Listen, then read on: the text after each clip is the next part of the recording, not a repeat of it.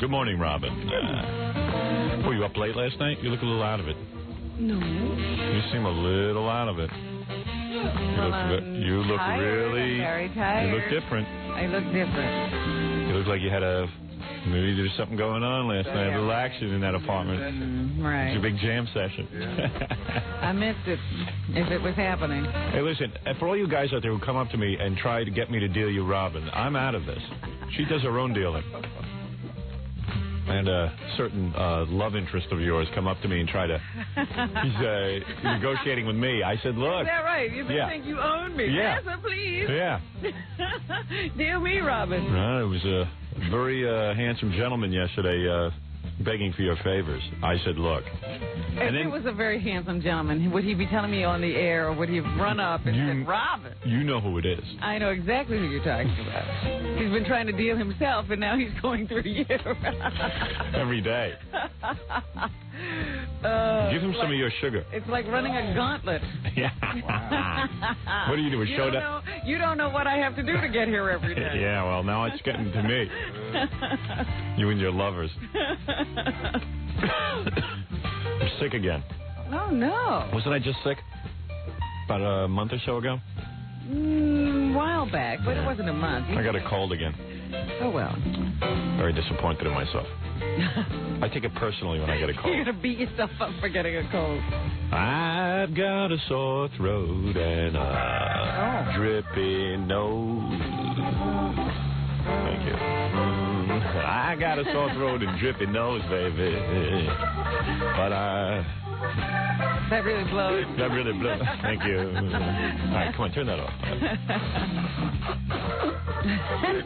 Let me into your support hose. Can diarrhea be far behind? Diarrhea doesn't work itself into this song. Can diarrhea be far behind? Diarrhea is Can diarrhea be far behind?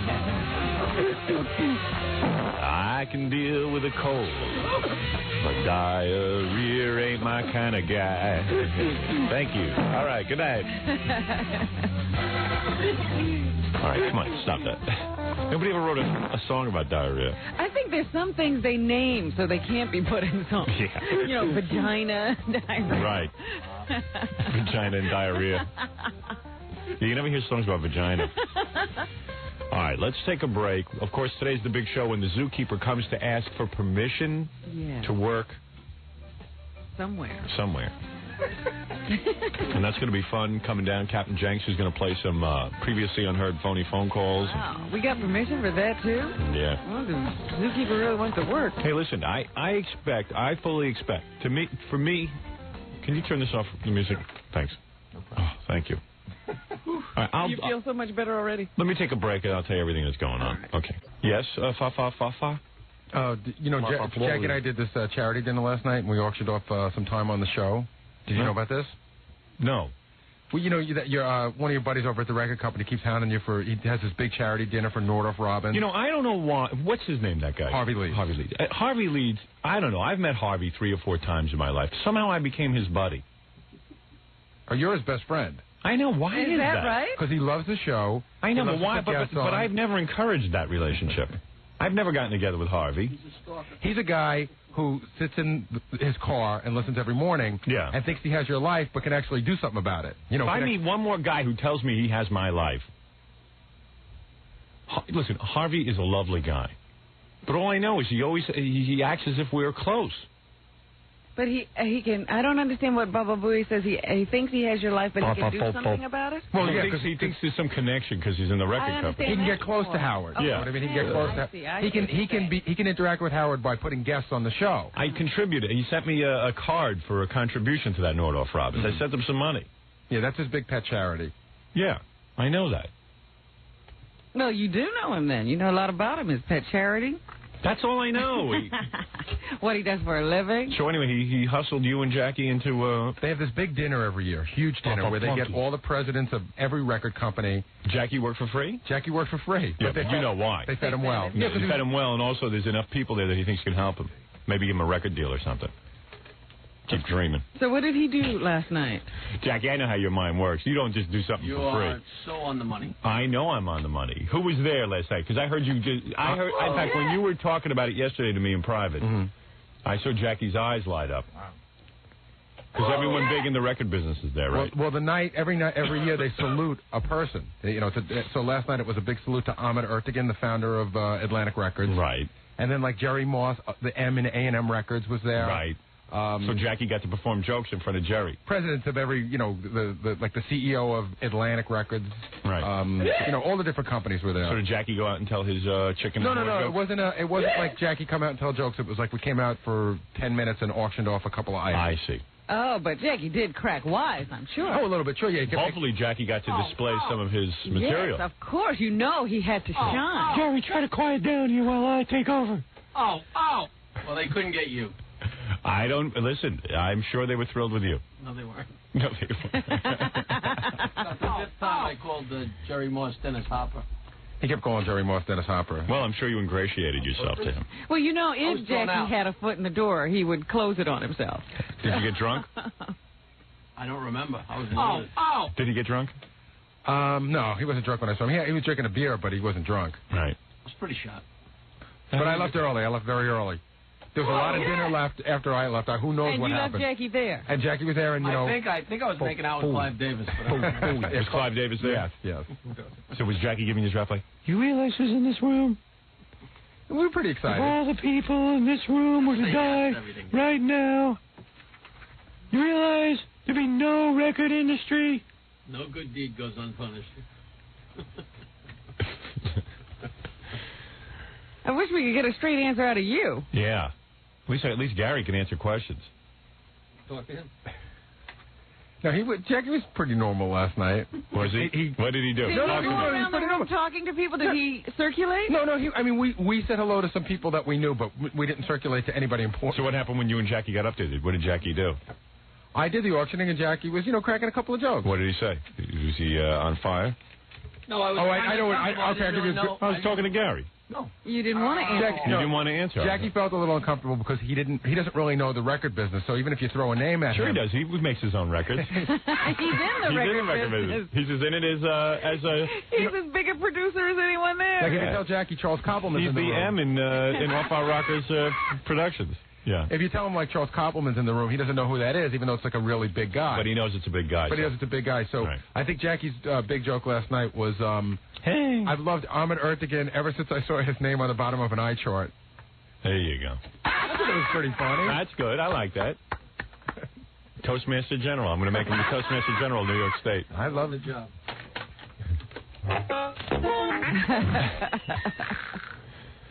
All right, so you're up there. But it's a tough room to be. I'm telling you, it's a tough room to be funny in because it's a bunch of record executives. No, it's a bunch of record executives with their arms folded. Right. Just like, hey, make me laugh. Make me laugh. Even though it's a charity event. Right. They're paying for it. They're paying a lot of money. I think it's like $1,000. So was Jackie getting laughs, or was he? We were up there for a short time, and really, he wasn't like doing his act. Because I don't want him accusing me of paying off all the record guys not to laugh at his jokes. That went through my mind. Okay. All right, so what happened? So you got up and you auctioned off a half hour on the show? That's a half an hour of sitting in on the show. Oh, and who allowed that? You did. Oh. Stupid. And the way we said it was like, hey, if it's a record company and they want to, get a band in, or if they just want to give a Christmas gift to your pain-in-the-ass brother-in-law who's always bothering you, introduce me to Howard, this is a great way. Well, I would have never dreamt that it ended up where it did, but the person who bid and won paid $10,000. Right. And the person that won is somebody who's been on the show a lot of times as a guest. Who? Who? I know who it is. Who? They don't. Richard Marx. No, but you're warm. It's kind of Richard Marx. It's a female Richard Marx. Oh. It's Phoebe Snow. Oh, Phoebe? Why does she have to? I would have her on anyway. That's what I said. I said, Phoebe, we used to book you for free. Now she paid $10,000 for sitting here for 20 minutes. What? Really? Yeah, I think she thought she was getting $10,000. Oh, that's what it must have been. Phoebe has $10,000? I couldn't believe it. Wow. Last year, she paid $7,000 to be the president of Elektra Records for a day. Really? Yeah. Wow. She's loaded. I think she gets to those auctions and goes crazy. I don't know if she can control herself. Yeah, because it turned into a bidding war between her and Epic Records. Yeah. And Phoebe won. Wow. She beat out Epic Records? Yeah, like she beat out a corporation. Could have been worse. You could have had Harvey Lees in here. So at some point in the next 2 months, Phoebe will have to come in for half an hour and explain where she got $10,000 Yeah, that's what I want to know. Really? Who knew she had this kind of money to throw around? I would have been nicer to her. Somebody said, you know, it's probably one of those mobile commercials. Yeah, right. Ah, good for Phoebe. I'm glad she's got money. Well, she shouldn't be throwing it around like that. Especially on us. That's a lot of money, don't you think? Yeah. Especially when she can get in here for free. Look, she wanted to make a contribution to Nordiff Robbins. Yeah, whatever that is. Whatever Nordiff Robbins is. I think they just play music for a bunch of kids who are retarded. Right. Autistic and retarded. Yeah. It's music therapy. They play them records. What does that cost? I don't know. You get a record player. I guess, yeah. Hey, I like the Stone. That's my favorite. Hey, I like... Pearl Jam. Pearl Jam ruined. What? Pearl Jam ruined. Pearl Jam got ruined? No, Pearl Jam rules. Oh, Pearl Jam rules. Not plugged in. America. America? No, America. America? Metallica. Oh, Metallica. Oh, Jesus. Oh, boy, the bus to hell is boarding. Nordiff Robbins. So that, you know, it was sort of... Who figured out that retarded people like music? Like, and how does that cure them? That doesn't cure them, but Just sometimes calm they them sort of loosen up. you can communicate to them better. I worked at a CP center, and I used to play the music for the crippled kids. What'd you play? I used to play, what happened was they would start falling out of their chairs, so I got scared and ran out of the room. I was going to say, he said I used to work with the cystic fibrosis. What was it? Cerebral palsy. Cerebral palsy kids. He was there 10 minutes. Well, that's work. Never even heard what music they might You like ever been there for 10 minutes? He tried, Robin. That's like a year. Yeah. Your pardon? I was a nurse for 6 years. Yeah, but you got paid to help those people. I was volunteering. How stupid was I? The favorite song they liked was Up on Cripple Creek.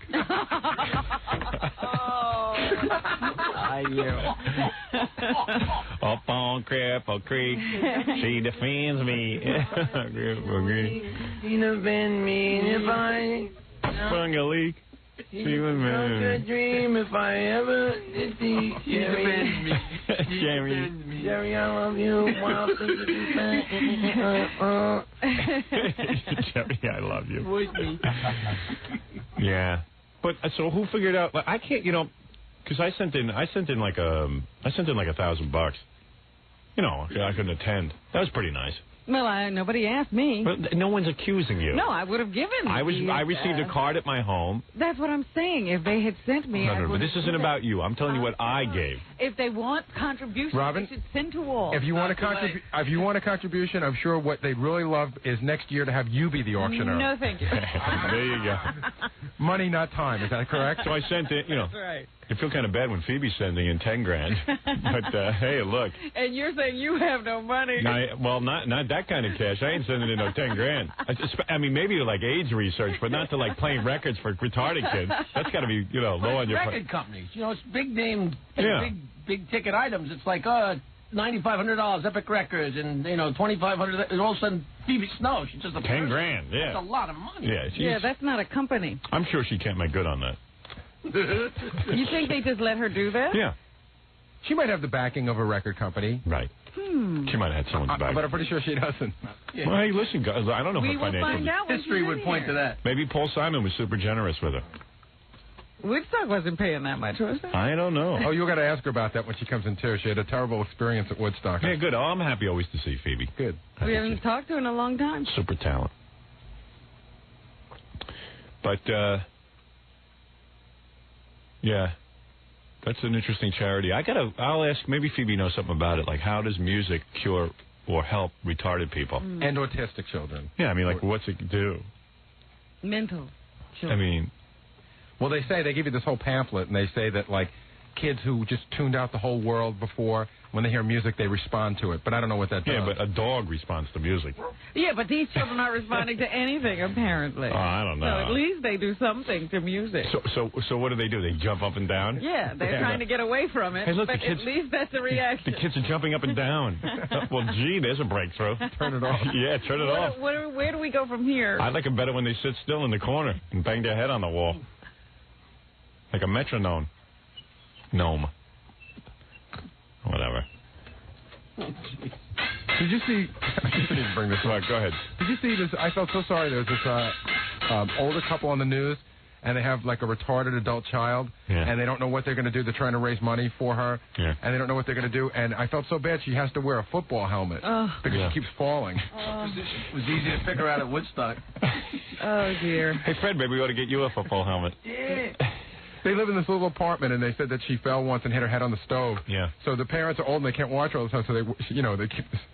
It's so sad. Did you see that on the news? Yeah. Because there was an episode of ER where there was a kid like Oh, yeah, that's right. I saw that. It was, except this was a woman. I know, Jay. Send her to the Giants. They could use her. They need help. She's pretty tall. Yeah. Now, what you go around, and I'm going to throw it long. She can't remember the play. So she has to walk around all day with a football helmet? Yeah. And she doesn't take it off? Not during the all the footage they shot. She did. Really? See, I would invest more, rather than music for retarded people, I would invest in football helmets. I swear I can hear the sound. Headphones built in. I can hear the sound of hate letters being written right now. People get so upset by this conversation. No, I'm just trying to understand. I'm trying to understand how music helps a retarded person. That's all. I mean, I sent it a contribution. I said, hey, if it helps, it helps. I think it's just the record industry trying to pat themselves on the back. Sell a few more records. Right. Yeah, right. If your kid's slow, buy some music. Right. Sell some more records. Yeah. If your kid is slow, buy records. Man. Buy some records if your kid. Night. Right. I got a year to forget this conversation. That's what you should have gotten up and done, Jackie. A whole rap on it. Hey, I don't see how records are going to help retarded people. That might not have fallen. That might have been good. I just couldn't think you had me. So let me get this straight.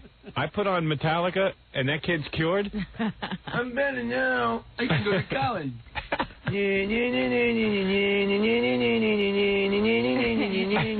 Okay, let me do your taxes now. Let me do your taxes. Now, you see, you can't deduct capital gains.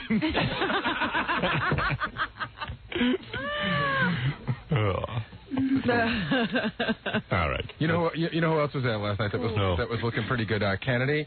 And she said she went to Paris and did a fashion show, and she was practically naked. She can send us a videotape of it. She's a good-looking girl. She's got a great body. Yeah. I told that to Ralph. Ralph goes, you're crazy. No, she's got a great body. Yeah, she's not a bad-looking girl. She wears those ugly glasses on MTV just to make herself look stupid. She looked a lot more normal last night. Was she wearing the glasses? Yeah, but they weren't as, they weren't so cat glasses. I think at this point she has to wear the glasses or else no one will recognize her. It's her thing. Yeah, her thing. You know, I'm just sitting here thinking about, I saw some premiere to something, and Puff, the guy from Real World, was one of the celebrities who was there. Was he playing Jeopardy? You know that his people are they cannot believe that we won't have Puck on the show. They tried to book him like 6 times. They're almost like outraged by it. Because, I'll tell you my explanation. Excuse me. I got a cold. I got to get my fingers up my nostrils. Take your time. Anyway, the reason I don't have someone like Puck on is because what the world fails to realize, especially the booking world, nobody knows who Puck is. No one watches MTV. There's hardly a rating point for that. We're the only ones who watch it? Yeah, we watch it because we're stupid. We watch everything.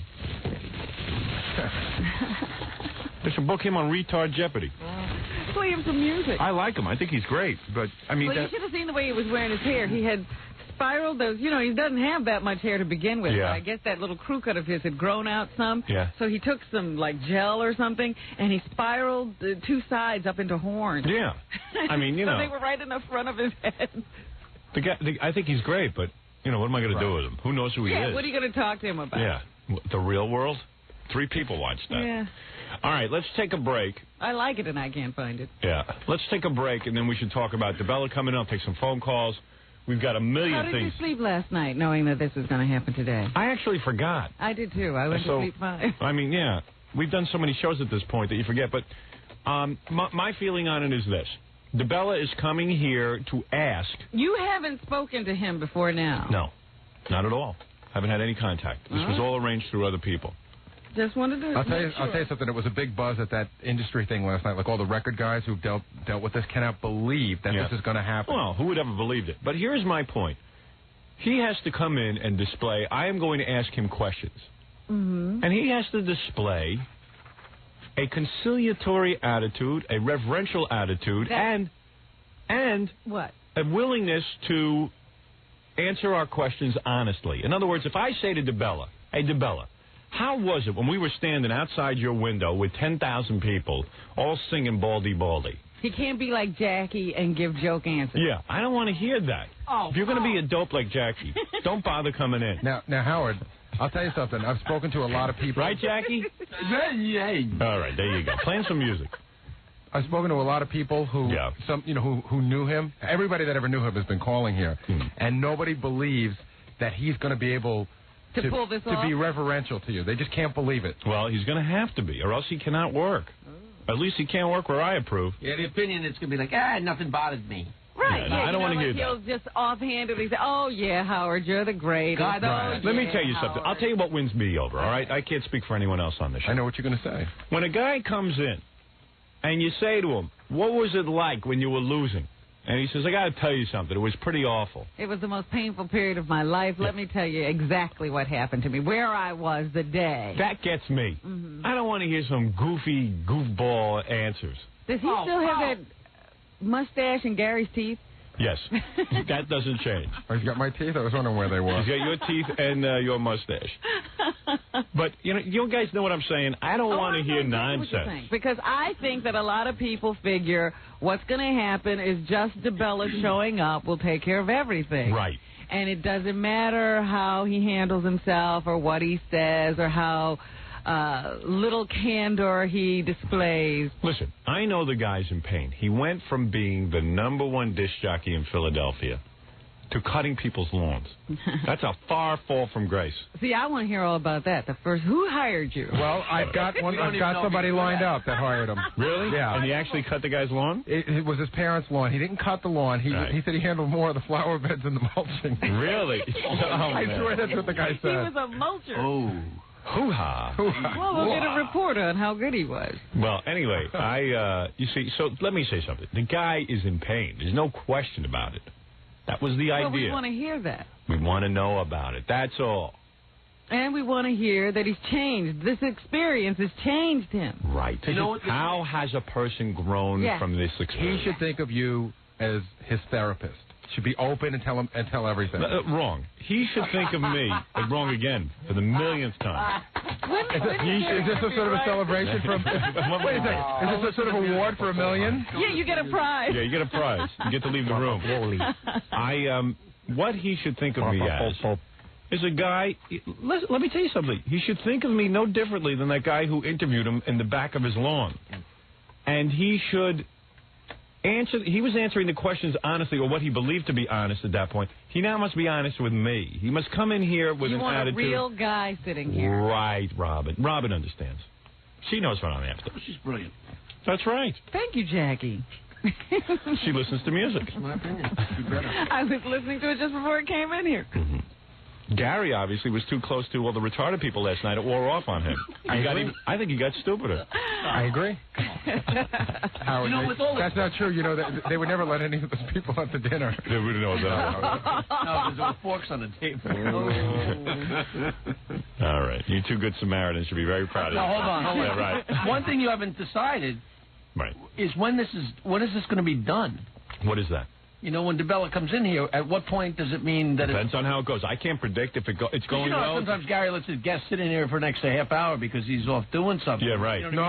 This is not the kind of guest where you want to be sitting there going, I wonder where Gary, you know what I mean? Right. No, Gary, stay on top of things today. I always do. I follow your lead. At some point in this process, I will say, okay, thank you. It is time for an evaluation. If I say it's time for an evaluation, it probably means I'm not going to give my permission for him to work anywhere.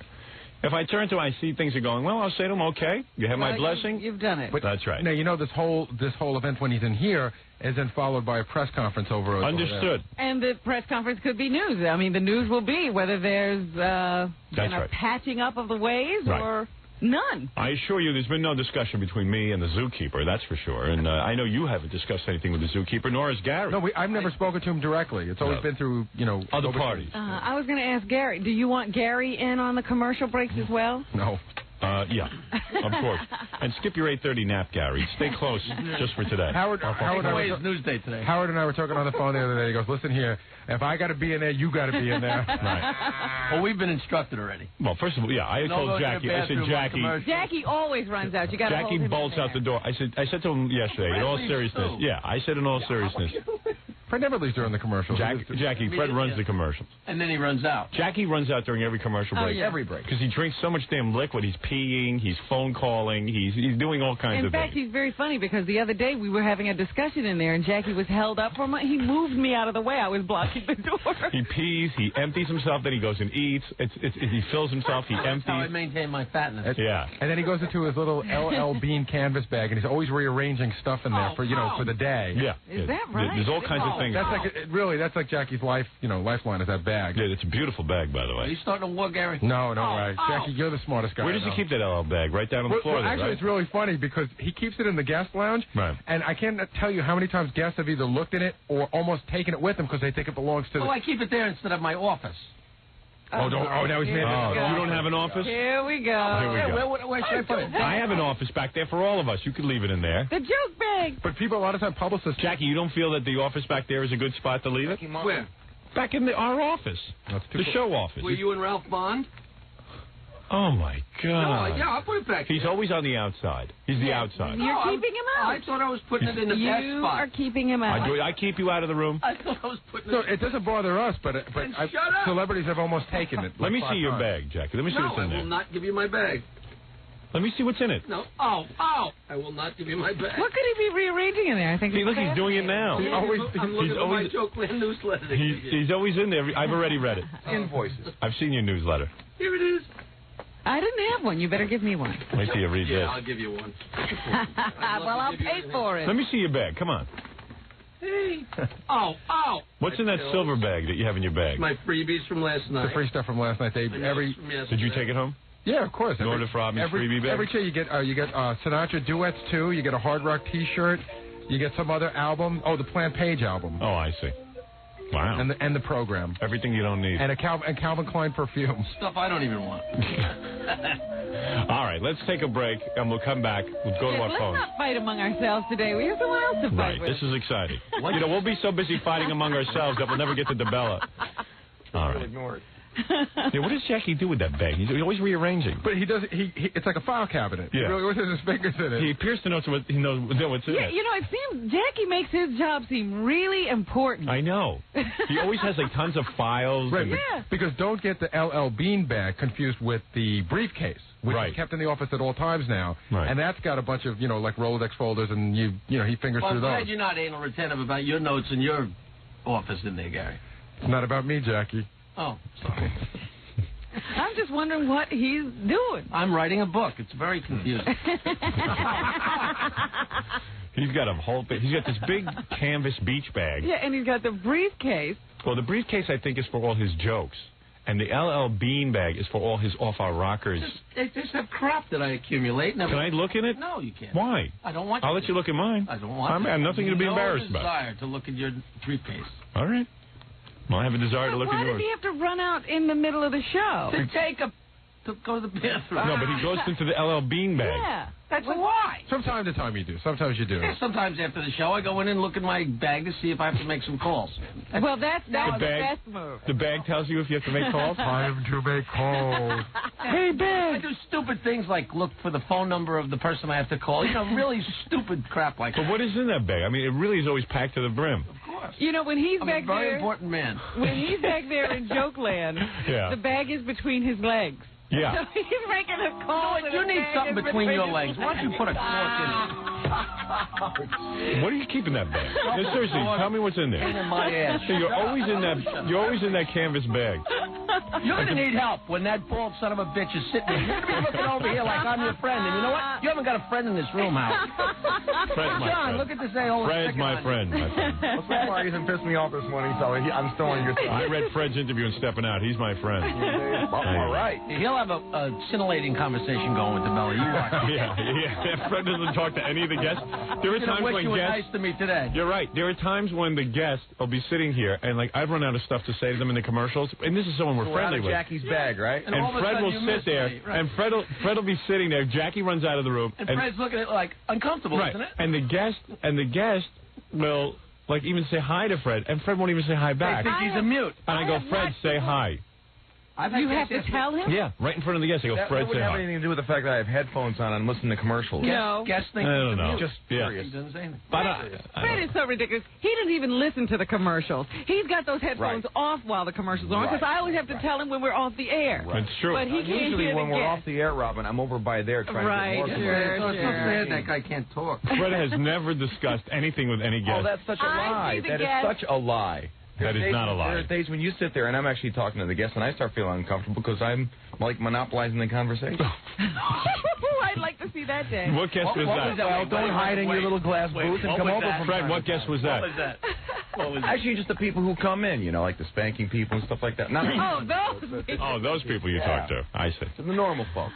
You know what? I have Thank seen you. the guests try to say goodbye to Fred. Right. Fred refuses to acknowledge He doesn't them. even shake their hand.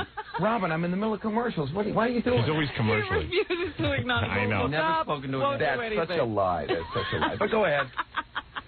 It's her fantasy and her cat. I don't know. I'm in here. I'm seeing the same thing. Oh, it's true. I've yet to see Well, you both love to pair up and pounce on it. I've yet to see you help me out with a guest in here during the commercial. Really? Yeah. Well, you want to know something? Jackie usually makes a little... Next time that happens, well, Jackie's usually trying to get his joke tapes in their pocket. Right. Well, Well, that's at least true. that's There is a something. motive. It's There is a motive. something. But at least you're caught. You got both ends of the spectrum. At least you're he scares friendly. them to death because he doesn't say a word, and I like pounce on him. So Right. I scare them to death. It's a little bit of an exaggeration, isn't it? But not a little bit at all. Not a little bit at all. It is pretty funny, though, when the guests are yelling, Fred!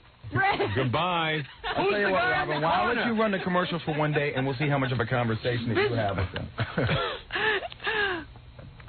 Let me take a break. Fair enough, Fred. You win every argument. Let's take a break. I don't. And when we come back, we'll be... mercilessly. all right. I will take phone calls when we come back. Thank you. Thank you. I'm a beaten man, Howard. Oh, yeah. We're back with the Howard Stern Show. All right. Here's Howard. All right, we're about 37 minutes away from the big meeting to decide whether or not the ex-zookeeper of Philadelphia can work somewhere else. We're just 30 minutes away?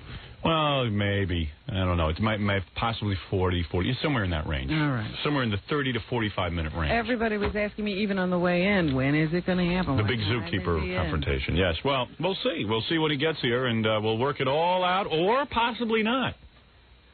Anything is possible. I don't know how. I don't know how this is going to work. Yeah. Hello? Hey, you're on the air. Yeah, can I please speak with Howard? Well, of course. You're on the air. I'm not on the air. Who Thank would we you. let you speak to, Why- Jackie? Listen, no one from this show says you're not on the air.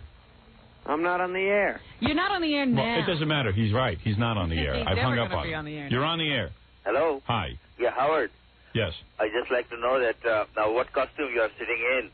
I called yesterday a couple of times. I said... Yeah, I'm not wearing a costume. I decided not to wear a costume. I felt the zookeeper should wear a costume. No, you should be sitting like a Genghis Khan, you know. You are conquering the air all over America, you know. You Yeah, I understand what you're saying, my friend. Now, what did you wear? Because you decided to be very stylish. I wore Wanted to look cool. I wore a dot on my head like this gentleman wears, And a turban. and a turban. What are you from, India? No, I'm from Pakistan. I called you the other day. Pakistan. Yeah. You know, I don't thought think. the Pakistanis always say, no, I'm not from India, I'm from Pakistan. It's the same thing, you know. It's just like a New Jersey and New York, you know, just a border in between, and it's the same culture, same thing. Right. Well, let me tell you something. Listen, what are you, cab driver? Yeah, I drive limousine. Right, limousine. Right. Yeah. Let me tell you something. Yeah. What is that, the national job of that country? I have to tell you something, Robin. I don't believe there's a person left living in Pakistan. I think they all live in New York City. I don't think any of the drivers are No. left. Well, I love to live here, you know. It's a nice And then place they to come live. and they come over, and they immediately become drivers, and none of them know where they're going. Howard, I'm a professional. I'm different, you know, but I'm driving limousine. I like it. I like to see the different people every day. Pakistanis, aren't they Now, isn't Pakistan part of India? Pakistan used to be part of India, and it was separated as its own country. Oh. In 1947, we separated from. Is that because Pakistanis are like the blacks of India, where they were? No, because of Pakistanis are majority in Muslims, right. They get their own country and separated. Yeah, most of the Indians were Hindu, and the Pakistanis were Muslim. And that was the problem. I got to go to Park at 65th. What did I just say? Where do I have to go? Pardon me? See? That's it. That's what you get all the time. Where did I say I had to go? Howard. Right. We used to drive you a long time ago, and we are doing a good job. you know what I'm talking about. You want me to say the name of the company or what? Okay. Fugazi Limousine. I used to drive there. Yeah, so? You never drove us. So you never drove me. I heard that before I joined them. And the one guy, the guy who drove me, who was Pakistani, used to he would get lost on the Long Island Expressway. No. Remember that guy who used to pull off the road and get out of the car? Yeah, Igor. Oh. Remember Robin, right? That guy was from Pakistan. Yes. I don't believe it. Fresh off the boat. Oh, it was incredible. And then remember the police tried to flag him down one day and he wouldn't stop? Yeah, this was pretty funny. This guy was driving, that's right, Fugazi. He was Pakistani. We were at NBC. The guy was giving us a ride, and a cop was trying to pull him over. So the cop's behind him. The cop puts on the bulb, the light, and he even had a siren going. And this is going on for 10 minutes. And I turn around in the car, and I see there's a cop on his bumper driving. I said to him, excuse me, yeah? I said, are you going to pull over? You want to get out? I'm on the Long Island Expressway. I said, no, I don't want to get out, but I believe an officer is flagging you down. Oh! He didn't even know. No idea. Anyhow, Howard, you should be sitting like a Genghis Khan today, believe me. You are king of the air, so you should be. Thank you. Thank you, my friend from Pakistan. Thank you, sir. You must be very hungry, so why don't you go eat? I already had my breakfast this morning. You love it here, don't you, in this country, huh? What did you eat for breakfast? Well, the same bagel and tea with a boiled egg. With a toilet? No. Boiled egg. With a white egg? A boiled egg. A boiled egg? Yeah. Is that what you have every day? Yeah, no, not every day, but today it's pretty cold outside, so just warm me up. I see, that warmed you up. And now you're ready to go off and drive? I am driving. Oh, you are driving now? Yeah. Wow. You're driving and talking at the same time? Yep. Hey, good for you. All right. Will you be driving a celebrity today? I hope so. Yes. All right. No. Okay, very good. Okay, bye. All right, good luck. A visitor from another planet. What happened to my America? Where everybody spoke the same.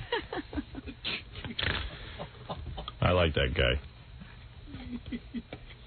You know you're in trouble, though, when a guy picks you up to give you a ride to the city, and he's got that giant turban on. You're in big trouble. Because you're not going to get to where you're going. I don't care what you tell me. I'm telling you right now. Right around the block would be an adventure. It's over his ears. He's not listening. What? No, I think they hide the headphones so they can hear the sitar music under those turbans. What? It's a cool show that Ravi Shankar Kachir. All right. Hello, you're on the air. Commissioner Stern? Thank you. Yes, you're on the air. Oh, how you doing? I just wanted to call to let you know that there's something that really bothers me. People don't realize that men of power come to you for your support, and you help them. Well, hey, listen. Today in the Post on page 6, have you seen this, Robin? No, I haven't. At least they gave me some credit here. Oh, page 6, though. All right. Page 6, a lot of people read it. It says,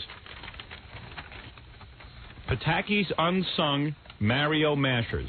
Let me read this to you. At least I'm getting a little credit now. I hope so, a little bit, but there were. I was going to read to you. There were unsung heroes in the George Pataki victory who haven't been given their due, starting with Howard Stern. The radio bad boy came out strongly for the Republican challenger and hammered on the tax issue and the death penalty during the final critical days of the campaign. Many political insiders, including Senator Alphonse D'Amato and Pataki himself, say he would not have won without Stern's help. The king of all media, who quit his own campaign. I like now that I am the king of all media. Not self-described. Right. It's sticking. I see that less and less. Right. It used to be the self-proclaimed king of all media. Right, or Whatever. The king of all media, who quit his own campaign for governor on the libertarian line rather than reveal his finances, is developing a reputation as a kingmaker. Recent endorsements include such winners as Governor Christie Whitman of New Jersey and Mayor Giuliani. Stern is seen as having a far bigger impact than Rush Limbaugh or Bob Grant, who are preaching to the converted, because Stern's listeners cut across the political spectrum. As another observer put it, a lot of Stern's listeners follow him blindly. They are uninformed, have no opinions of their own, and vote any way Howard tells them to. Who said that? I don't know, but I love that. It was you. How's that? How's that? That was wonderful. There you but go. It sounds like most of that article came right from your mouth. Well, who cares where it came from? Sounds It's like there. page 6 is some of our listeners. Good. Well, they're right. I mean, except for the fact that my listeners are stupid. Yeah. Right. How dare they? Yeah. People are very smart. Yes, Listen exactly. to it. Yeah. Well, I'm not stupid. I just told you. People have to recognize you. Right. Hey. Hey, if anyone ever calls you stupid, You send them to us. that's right. They'll have to answer to me. Yeah. According to this article, you would walk into the sea if I told you to. We got a Jim Jones thing over you. Me and Mr. Jones. Mr. That's Jones. Kool-Aid. Yeah. Well, anyway, no, that's exciting. I am glad I'm being recognized because I really do feel we were responsible as an audience Definitely. for the Pataki victory. Definitely. And Howard, men of power come to you. That's the most important. I know you've said that 500 That times, means a lot to you. and no one knows what the hell you're talking about. Take me to your leader. Very good. Thank you, sir. Thank you. Well, he isn't stupid. You're right. He is not stupid. I don't know That what article, he is. that article must have been wrong. What are they talking about? You're on the air. Yeah. Yes. Howard. Good morning, my friend. Are you stupid? No. How are you? We're taking a First of all, poll. I voted for Pataki. Good. Good. You should be. Listen, you know what? I even see the newspaper. Everyone's so excited. Yeah. They're saying now that it turns out Pataki already, even though he's not in the office, has found out that the deficit might be as high as $4 billion. And that might mean we can't have a tax cut. Well, Howard. we're going to have a tax cut, but it might not be as deep as 25%. Howard. Well, I hope it will be. Yeah. Howard. I'm a very upset veteran. Don't be upset, my friend. We I will am have our very- due. At least we have our wall. At least we have our wall. Do you know why I'm upset? No. Why? Because I have to work today. I'm a police officer. I'm working today. I was over in the Gulf War. Is it Veterans Day? Oh, Howard, how could you not know your own holiday? Is it Veterans Day? No, Howard, it's Veterans Day. Why am I working today? Were you in You NAM? shouldn't be working either, Howard. Were you in should be NAM? hanging out with me. Were you in NAM? I wasn't in NAM. I was in the Gulf War. I was in Bahrain, in Saudi Arabia. That was no That offense, my missile friend. flying That over was my head, nothing Howard. compared to Vietnam. That was a cakewalk. That was a cakewalk. It wasn't a cakewalk, Howard. I had Scud missiles flying over my head every day. Let me tell you about Vietnam. You were never in Vietnam. Hey, don't you say that to me. Hey, if you were in Vietnam, I wish I was there with you. You're damn right you do. You ain't kidding. I would have left you. I would have left you there. Howard, Scud missiles flying over my head every day. Gulf War. What do you mean Gulf War? That was nothing compared to Vietnam. You know what? You should That have. was an exercise, wasn't it? Howard? That's why they won't give you the day off. They should give you a half hour off for that. I ate more gook flesh than mosquitoes. Howard, it was an exercise in power. All right, anyway, yeah, go ahead. So you're upset that you don't have the day off. I don't have the day off. I'm a police officer. Why would you become a police officer if you wanted a day off on a Yeah. holiday? Listen, you're lucky to have a job. Hey, we keep you safe and secure, Howard. Thank you. Listen, I'm pro cop. You better be don't pro- don't you start gotta giving be me a. pro cop. Hey, don't come on here and give me. Pro-cop. Don't give me a lecture. I'm not, Howard. I'm not What do you getting. think? I'm the lectured Reverend off. Al Sharpton? Howard, I need a little support from you. Oh, stop it. What is you it? got all these bankers. There's too many. and other There's people too that many have to days get off. Why? Oh, stop it already. There's too many days off as there is. What is it, Baba Booey? You won't believe what's been going on up here in the last 10 minutes. What is going on? All the press is here. This floor is packed with press. All the Hey, people. first of all, Howard.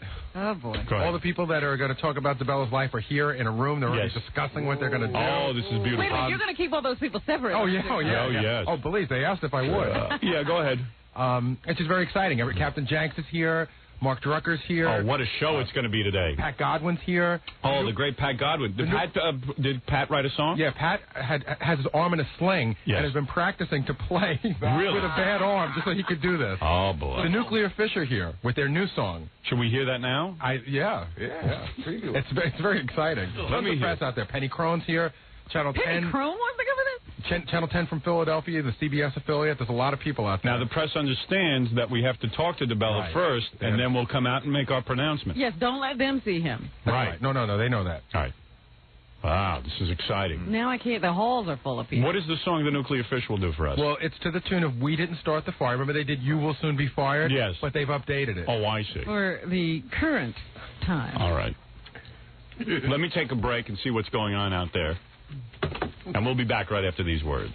To order Jackie's Wild CD or cassette, it's $10 plus free shipping and handling. Holiday special, buy two, get one free. Call 1-800-323-KING. Tomorrow night, a big show at beautiful Club Benet, sumptuous Club Benet, on Route 35 in Sayreville, New Jersey. For jokes and information, call 516-922-WINE. Remember, 516-922-WINE is not a pay service. Thank you, Jackie. Oh, yeah! Big Jackie. Jackie Joke Man. Big canvas bag over there. All right, there we go. Oh, Commissioner, I meant to, I have a complaint for you about the traffic. Oh, don't forget, I can't act on it until January 4th or something. It is still ridiculous trying to get home from Long Island. There is no reason going opposite rush hour. That's right. That it should take an hour to get back to Manhattan from Queens. One of the first things that I'll be doing when I'm sworn into office is address that very situation, Robin. It is ridiculous. Once I am appointed commissioner officially, you wait and see what happens. All right, it's gotten worse and worse every time I go out there. Me, along with the governor-elect, we will be forming a task force to address that particular problem. And you can be assured that you won't be seeing that come January 4th. Thank you. That's all. Problem solved. Problem solved. Do the Nuclear Fish want to do this? Is just to get you psyched up for the Zookeeper thing. The Nuclear Fish were the people who wrote that song parody that they performed on stage at the Philadelphia rally. You Will Soon Be Fired. A great one. Everyone is so charged up about the big meeting here today between me and the Zookeeper. The face-to-face showdown, shall we say. That people have been writing songs, coming in. They want to participate in some way. Tom Ciapisano, our general manager, came running in. What did he say? He came in. Tom was so excited. The succubus was so excited that he came running in and he said, no matter how many times this stuff goes on, which I don't know what it means, but no matter how many times it goes on, I'm so excited. And he ran out. I'm so excited. He's excited. Tom is excited. It's exciting. It is. The hallway is a buzz. A buzz. Buzz. Where is all the press? By the podium? Yes. Oh, so they're going to have to wait a while until the Zookeeper gets here. And well, stuff. I'm sure they're setting up. Right. What is it, Tom? You want to tell everyone? Succubus? Yeah, you are the succubus because you sucked the life out of me. Yeah. Thank you, Tom. Yeah. Are you excited? It is exciting? You know, it's a great thing to see. All these people wandering around, just the energy, the excitement. Right. Tom, get a life. Bizarre event. Right. It is bizarre, isn't it? Did you ever think that the Zookeeper would be here? No. You never did? Never contemplated that. Right. Absolutely not. Right. Never thought. It was beyond your wildest... Beyond my wildest dreams. Well, the Zookeeper will be here, and Tom, you will be part of the action. Oh, I can't wait. I don't know. I don't want to be part of the action. You can come in during the commercial. Yeah, you can tell us whatever you know. Right. If you need me, call me. All right, very good. That There he would is. be a good idea. Tom is a schmoozer. Oh. Let him come in and entertain DeBella in the commercials. Right. Okay. Okay, are you ready for the Nuclear Fish? How's Penny Crone look? Hot? Oh, yeah. All right. I should bring her in for a little sex. Boy, she could use it, I'm sure. All right, why don't you bring the Nuclear Fish in? Okay, and you have this microphone here, too. Yes. All right. Put that in the B position. Yeah. All right. So we're going to get a little musical... A musical treat, Robin, right now. Nuclear Fish wrote a song. They're all hopped up. A musical assault, a little review in music as to who the Zookeeper is and what he's all about. Because don't forget, the Zookeeper is still our enemy until he wins us over. I don't know if I could ever make friends with him. That's right. It's up to him. This is, a lot of bad blood. Yeah, mostly generated by us. Here comes the Nuclear Fish, the well-known song parody band. Hello, Nuclear. There they are, the Nuclear Fish. Everybody loves them. Sounds there like they are. Gary's prepared again. Wait a second. Just bring in the Nuclear Fish. That's him. That's not Captain James. That's not Captain James? No. He told me that before at the... You're not Captain James? At the book signing. No, I look a lot like him. I'm his twin brother. Everyone from Philadelphia looks the same. There's one face in Philly. Right. Everyone is identical. I thought you were Captain James. Oh, I remember you. Did you think I was Captain Jackson? Yes. No. How are you, my dear? I'm wonderful, and it is such Your an name honor. again? Helene Master. Helene, and Helene, you're in the Nuclear Fish. I'm an honorary fish. You are, I see. And all of you are ready to sing the song? Oh, we've been waiting a long time to sing this song to Mr. DeBella. Did you guys ever think that the Zookeeper would be showing up on this program? It's truly unbelievable. I mean, This is a glorious day. And what happened when you heard that the Zookeeper was coming in on the show? Immediately you guys rushed into make this song? After I passed out, I went ahead and I just got out the old song and I updated it, and I knew that we had to come here today to face him face to face. See, Robin, even you don't realize, because you are isolated in that tower of yours. Yes. I have to tell you that this is exciting for the audience. This is the kind of excitement they wait for. By the way, Howard, I know that the Baldy tends to copy things from you a lot. I saw this in a Philadelphia bookstore. I picked up a copy for you. John DeBella balding parts instead of private parts. Is he trying to write his own book? Is that right? Yes, he rips you off again. There you go. All right, Nuclear Fish, since the Zookeeper will be here soon and you want to get us all in the mood. Absolutely, yes. Why don't we, let me get the music together. Now, okay, I think I have this together. All right, good. Now, by the way, Howard, would you be willing to sing along the choruses with us? We have a copy of the lyrics here. I am not a singer. How about Robin? Well, we'll see. We'll see if the mood right. I don't, you know what it is? I want the song clean. That's what I want. Well, it is not clean right now, so... All right, here we go. All right, here we go.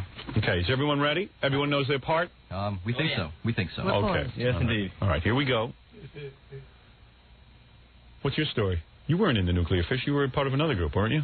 I was a solo act, but I've begun working with the fish.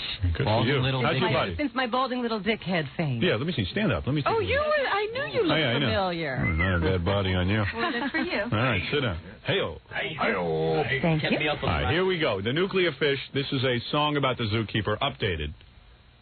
Ready, boys and girl? Hit it, please. All right. Hail the king of all media. All right, very good. Yazoo! We bow before you.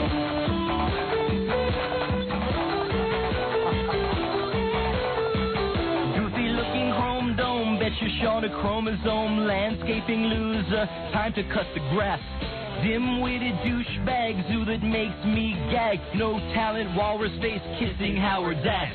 Stupid little a-hole, your career is in the bowl. You were Philly's top jock, now you are the laughing stock. Morning zoo is nowhere, it has vanished like your hair. Even if you get a show, I predict how it will go. You will soon be fired with a 0 rating. You're so irritating.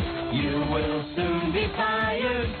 Your head is more screwy than that Baba Booey. Beg, you sleaze, better get down on your knees. Retard, IQ, conquered by a head chew. Big dope, small mind, Howard's being way too kind. Beg, you jerk, better pray he lets you work.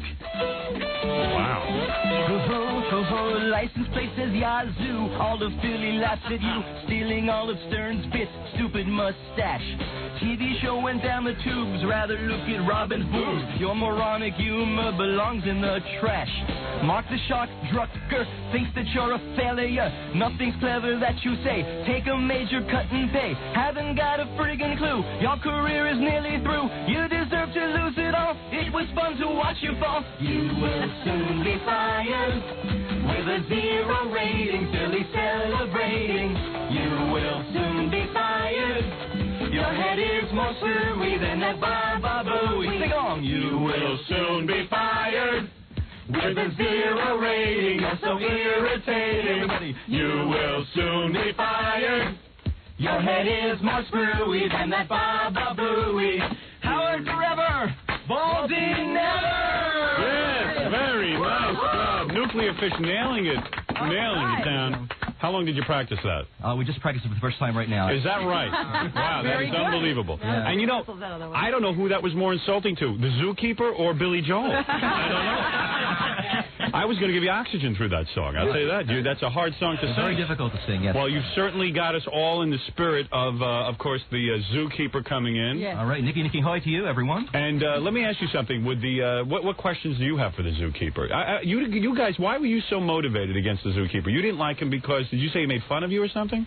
Well, when we first started out in comedy, yes. we were working at this comedy club, and he was the MC every Friday night. Right. And we used to see him every Friday night, and he would never even talk to us, wouldn't look at us in the eye. Here we were. He was a pretty big celebrity in Philadelphia at that time, and all we wanted was a little bit of a recognition, and just, we're kind of starstruck at the time, believe it or not, with Bella. This is before you came to town. We didn't know any better. Yes. And he just ignored us, so we didn't feel that was proper. And then when we played at the DeBaldi divorce party, he spent the entire morning trashing us. They actually produced bits to cut up nuclear fish, as insignificant as we were at the time. So right. Just concentrating on the poor nuclear fish. That's right. What did we ever do to him? Well, listen, I hope when he comes in, he kicks each of you in the nuts. Very good. And me too. Let me ask you a question, Hal. Yes, quickly. Would it be out of line if I gave you a copy of Private Parts for Mr. DeBella to sign? I think that would be a good, humbling experience for you. Well, listen, you guys handle. I've got enough on my hands. I don't have to sit and worry about him signing books. But listen, Nuclear Fish, you did a good job. And what the hell? I mean, you really gave it to him today. Yes. There you go. The Nuclear Fish. We'll be back right after these words. Has the zookeeper arrived? No, the zookeeper's not here yet. He's due in about anywhere from 5 to 15 minutes. Was he driving in this morning? Driving in, yes. Okay. Well, please let him through. I hope he has a little bubble on his car so he can get through. The police are escorting him in as we speak. Let me take a few more phone calls. People all revved up about this. I'm getting excited now. Yes, everyone is excited, Robin. You are on the air. Hello? Hello? Yeah, you're on the air. Yeah, Howard, I just have one major concern here. Yes. Are accurate security measures going to be taken against DeBella when he comes? Of course. DeBella will be, in fact, where's our security man? Gene, come in here. He will have we metal. do have security here. Of course. And also Fred will be in the room. No one dare start in with Fred. Fred puts a force field around. There's Gene. Gene has his... how you doing? Now, what is that you're holding in your hand, Gene? Is that a stun gun No, of my some super kind? metal detector. That is a super metal detector. And in other words, demonstrate on Baba Fohai how you do the body search. Do a full cavity and body search. It should work on my teeth. Go ahead. No, it doesn't. Nothing. No, go ahead. Frisk him and get in by his testicles. What happened? Go ahead. Yeah. There you go. Look at that. Very good. Dead. It's dead down there.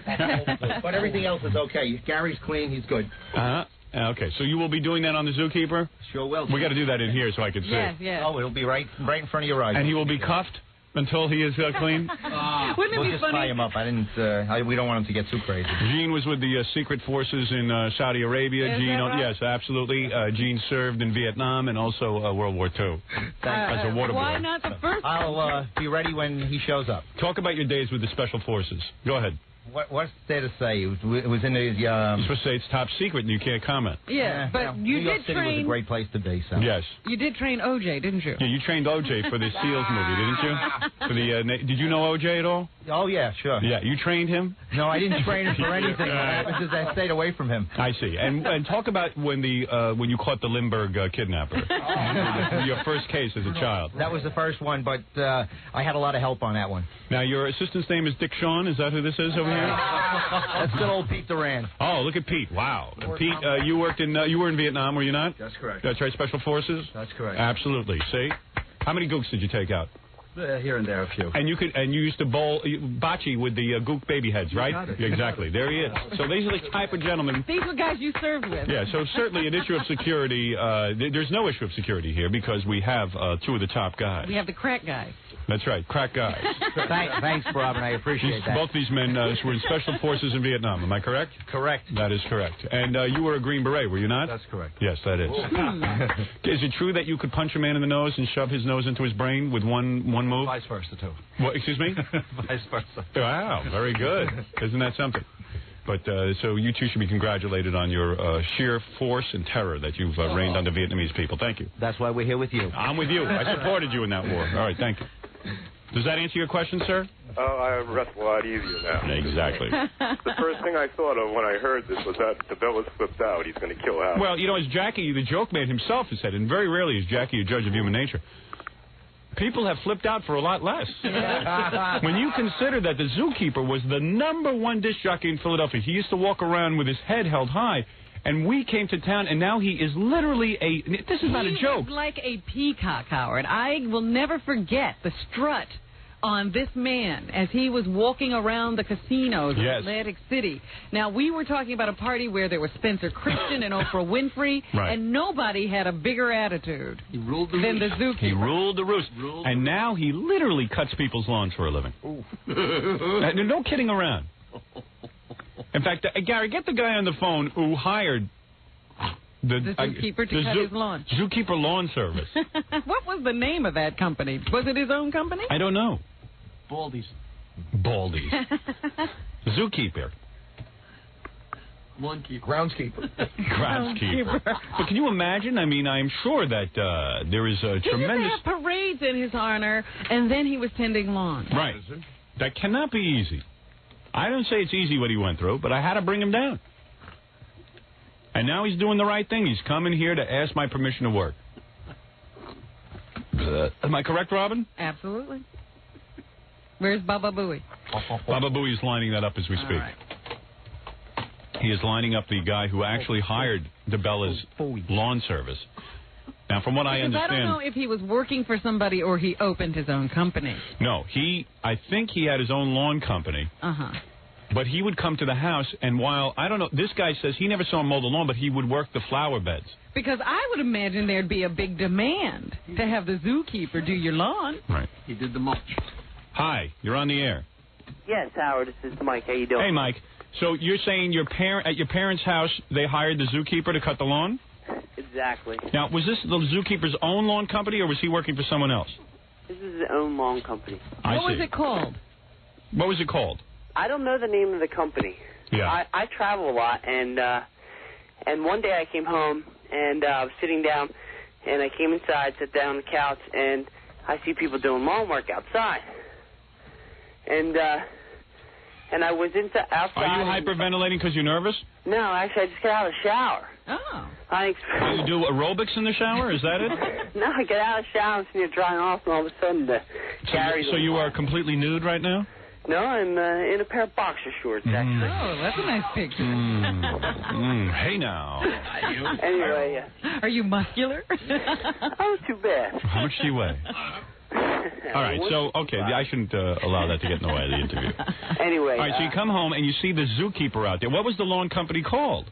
I don't know the name of the lawn company, and I apologize. Okay. But I was sitting down on the couch, and I said to my mom, I said, because they very rarely have lawn work done.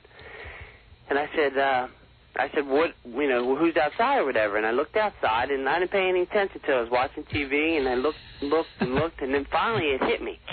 Look, I know this face. Right. Who's mulching in your backyard? Yeah, and what was he doing? Exactly. They were doing mulching. They were mulching. Which means he was putting those little wood chips in the beds. Is that it? Is that mulch? Mulch. Right, chips, mulch. Right. Is that manure? Manure, right? And stuff, I thought mulch is when you take grass or something and you grind it up to like a fine dust, and then you can put it down as a fertilizer. Yeah, that's what I thought it was. It was almost like a fertilizer. Well, I guess decomposing stuff around the trees. Yeah, it's trees. I thought it was the smelly stuff. It's leaves, anything decomposing. Yeah. Right, it's smelly. You'd have to ask a specialist. I wouldn't know what it is. Yeah, we'll ask DeBella when he gets here. Yeah, exactly. So you see this guy bent over your parents' flower beds. And what's he wearing? Cut-off shirt, like a cut-off tank shirt. Yeah. Pair of ripped jeans. Oh, wow. And a pair of, work boots. And, you're looking and you're going, wait a second, wasn't that guy, on TV and radio, a few years ago? Well, yeah, when it hit me, and I'm thinking to myself, and I'm watching, and we have a sliding glass door out by the pool so I can see across where they're working, and I'm looking, and I'm thinking to myself, God, I know this face. He should have shown up in a giant duck outfit. Then it'd be recognizable. You know what this reminds me of? Remember when Dick York sort of fell down on his luck? Yeah. And he used to clean people's houses while Bewitched was on TV? Yeah. And they would say, hey, aren't you the guy on Bewitched? And he'd be, cleaning houses. Oh, man. So when you sit there, and I'm sitting there, and I'm thinking, and my mom doesn't, she's older. She's like your mom's age, Howard, and right. She doesn't pay any attention to... Right, she don't care. She just wants to get some mulch. Right, wants to get the job done. So then I was thinking to myself, well, and about a half hour goes by, and then I'm thinking, so then they're packing up. It's around, towards the end of the day, it's around 3 or so, and they're packing up, and I figure, well, let me go outside and ask. Let me go outside and ask who he is or what. So I walked outside and I said, I said, DeBella, right? Just real quick, right. Not trying, DeBella, right? And he just looked at me. Ooh, he didn't like that, huh? Well, let me get my job done, let me get going, right? And I'm packing here. So I quick ran inside because I knew it was him. I quick ran inside and I grabbed your book. Right. And I came back outside and I said, why he was getting all this stuff going. He had another guy with him, and I said, you don't like this guy, right? Uh-oh. And he looked at the book, and he just kind of gave me that little look. Right. And I said, well, and then he started getting in the truck. Now I said, I'm a big Howard Stern fan. I said, he forced you out of radio, right? Just give me the old. So then finally, he got in the truck, and he had the windows up, and he started pulling away. And I said, Stern, I kept yelling Stern, just to harass him. I didn't care, I mean, I'm never home anyway. He's just mulching your parents out. So what if he flips out and takes out your parents? Well, here's the thing is, he had the window up. Once he got in the truck and the window was up, he just started, he's cursing and hollering. And doesn't he know that gardening is a service business? He's supposed to be nice. You're supposed to be nice. I know. Well, I don't live there. So. No, I don't mean you. I mean, he's supposed to be nice to the customers. That's exactly it. See, that's until he had gone into... What? He has to live for repeat business. Yeah, I mean, if your parents hear that he was cursing at you... Maybe that's why he has to get back into radio. He couldn't even make it. Be nice to the client. So once he had gotten in, and that's when he started going crazy. The windows are up, and you couldn't really hear him doing it. Right, yeah, he was like being kind of a pussy because he ran away from it. And then he pulled away, and then that was it. Wow. What a picture. What a picture. That was a way. And you know that's happened in other places. You can't hear anything. Other places, Howard, it probably happened to everybody. Well, why wouldn't you go be a gardener in some other town? Go to Minnesota and be a gardener. We're talking about a zookeeper, not a brain surgeon. Yeah. Well, my sister had passed him in Fairmount Park, and she said that he was with some lady, and she said she wasn't too impressed at all. With the level of work? The level of work, right? Really? I don't know if she was just messing around or what. She might have been just busting his chops. And all right. when I heard it, so I figured, let me give Howard a call. Yeah, well, he's coming in today to ask me permission to work, so... listen, you give it to him good, because he gave a lot of people a hard time. So. Right. Don't worry about it. I know what I have to do. Why I gave him a hard time. So all right. if he says anything, then... Look, if he comes in with the right attitude, we'll see if he can work, okay? I don't know if he's got it, though, from this Gardner story. That's a very disturbing story. That's a service business. Exactly. You got to be nice when you garden. That's right. You want to get repeat customers. I bet your parents... Did your parents call him back? No, I didn't say anything to them. I told my mom after, and she's like, who cares? When we need work done, we'll just call whoever. So she wasn't so impressed. No, we want to hear jobs, though. All right, very good. Thank you for the call. Thank you. Thank you for sharing that story. Okay, see ya. All right, bye-bye. Yeah, frisk him twice. I think it's pretty funny that he's out there gardening in ripped jeans. Yes. He's still very stylish. He's got his tank top and his ripped jeans. Yeah. Well, yeah, I can see why the guy might be pissed off, but he's got to come in with a nice attitude, and then we'll see if we can't patch things up. Well, he's doing the right thing by coming in. You got to say that. I wonder if he was wearing a cap or did he leave his bald head out for the sun? That's something that only you can ask when he's here. Videotape. Yeah. Well, listen. Guy comes in, answers our questions in a nice way. We'll see what we can do. I don't see how it could work. You never know. Why don't you keep an open mind? I am. I am open-minded. I just don't imagine it working. Right. I see what you're saying. I just imagine a big fight breaking out in here. A big fist fight. Well, anyway, let's take a break. Well, here we find ourselves in the most awkward of situations, Robin. I always maintained, even when we went on the air in Philadelphia, that if the zookeeper came to me and asked permission to go work somewhere, that I would consider it. And here we are I don't know. You know what? I'm just thinking we should have pulled the file footage of some of those pronouncements, those proclamations. That we made. Yeah. Well, listen.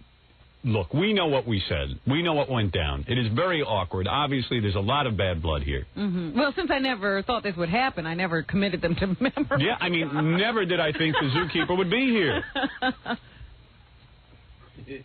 Now, I guess, would you stop with the teeth and the lips? Are you nervous? He is biting his lips with those teeth. I tell you, it's throw a bucket of water on me. He's going to be bloody. Now, have you met with the zookeeper? Yes, I have. He's in good spirits. The zookeeper is in good spirits? Yeah, nice guy. Nice guy. All of a sudden, he's a nice guy. He won Gary over in 2 seconds. At this moment, I went in and I said hello, and he said, hey, how you doing? He was nice. And he didn't hit you? No. Did anybody metal search him yet? No. That's gonna Gene, are you going to stand up and metal search? Sure am. Oh, you are? What is it, Gorillo? I walked him in. He was being really nice to me too. Was he? Yeah. Well, okay, that's a plus. That's what we're looking All right, for. on the checklist, he was nice to Gorilla. He was nice to Gary. Well, there you go. There you go. You know, one of the complaints was about the zookeeper was that he was very arrogant and not nice to people. I thought interns couldn't speak to him or look at him. That's what happened. That's Gary's big complaint. Well, Gary, maybe you should stay here for the first break, and you can explain to the zookeeper why you were upset. He asked why he was. He goes, I wonder why Gary didn't stop to talk to me. No, because he ran a question. Well, Gary came in to me. He says, I saw the zookeeper. I didn't say anything to him. I said, Gary, first of all, you're the producer of the show. No matter who it is, listen, you got to go over and say hi to the guest. Listen, you got to talk to the guy. And he was fine. He's here. He's fine. Did he remember you from your days at that Long Island station? We didn't get it. I just said, hey, thank you for coming in. We're about 5 minutes away. Gary gave him his greeting. Can I get you anything? Coffee or water? All right, One of okay. each. All right, let's bring the zookeeper in. Gene, you have your metal detector. You can certainly frisk him. Give me about 2 minutes because he's down the hall. All right. This is also momentous because we very rarely even talk to or meet other radio people. This is very rare. I don't think we've ever had another radio person on our show except for when they get fired. Or when, they just come on after us. That's how we know people. Only foreigners. Right. Now, Gene, are you ready with that thing? I'm set. Is that working, Gene? Batteries working? The audience obviously very nervous that the zookeeper could be packing heat. And so are we. Right. Let's face it. Between you and me, I'm nervous, too. I'm not taken in by this nice attitude out in the hall. Right, that's right. Hinckley was in good spirits before us. He was nice to everybody, Mr. Lyman, could you sign this? Yeah, right. Oh, there he is. There he is. Excuse me, before you sit down. Wait, zookeeper. Hold it. Gene has to give you metal search. Hold it. There he is. There he is. Go ahead. You could be harboring hostility. There he is. That is the zookeeper. Other than his ring. His ring is going off. Is his ring All right, you are clean. Sit down. All right. He's been cleared right to there. sit. John DeBella, let me soak in that you are actually sitting in the studio. Did he get that big thing out of his mouth? Hey, that's the cigar. How are you? I'm fine. You are fine. All right. You're handling this okay? I would say I'm a little nervous. I mean, right. I have cause to be. As everyone is. As everyone is, let's all take a deep breath and go through it. Take me back to the beginning. Now, here we came to Philadelphia. You were king of Philadelphia. Well, you heard first that we were coming to Philadelphia. Can I get more gain on these? More gain on the mic. Immediately he's being very demanding. Demanding. You cannot make demands. Thanks, girl. Yes? Here we go. All right. All right. Are you better now? So what happens... So what happens when you first get the news that the Howard Stern Show is coming to Philadelphia? Was there concern, legitimate concern? What went through your mind? Or what went through your mind? We never get to ask these questions. I guess, thinking back that, if to ask me, what was my exact thought, I don't remember what my exact thought was. Right. But at that point in time, it was like, well, bring on all comers. This is what the business is about, competition and. But is there a panic at the station? There's got to be. There's definitely a conversation. There's got to be a meeting. There is. Yeah. Oh, there is. There is. There's a meeting, and people say...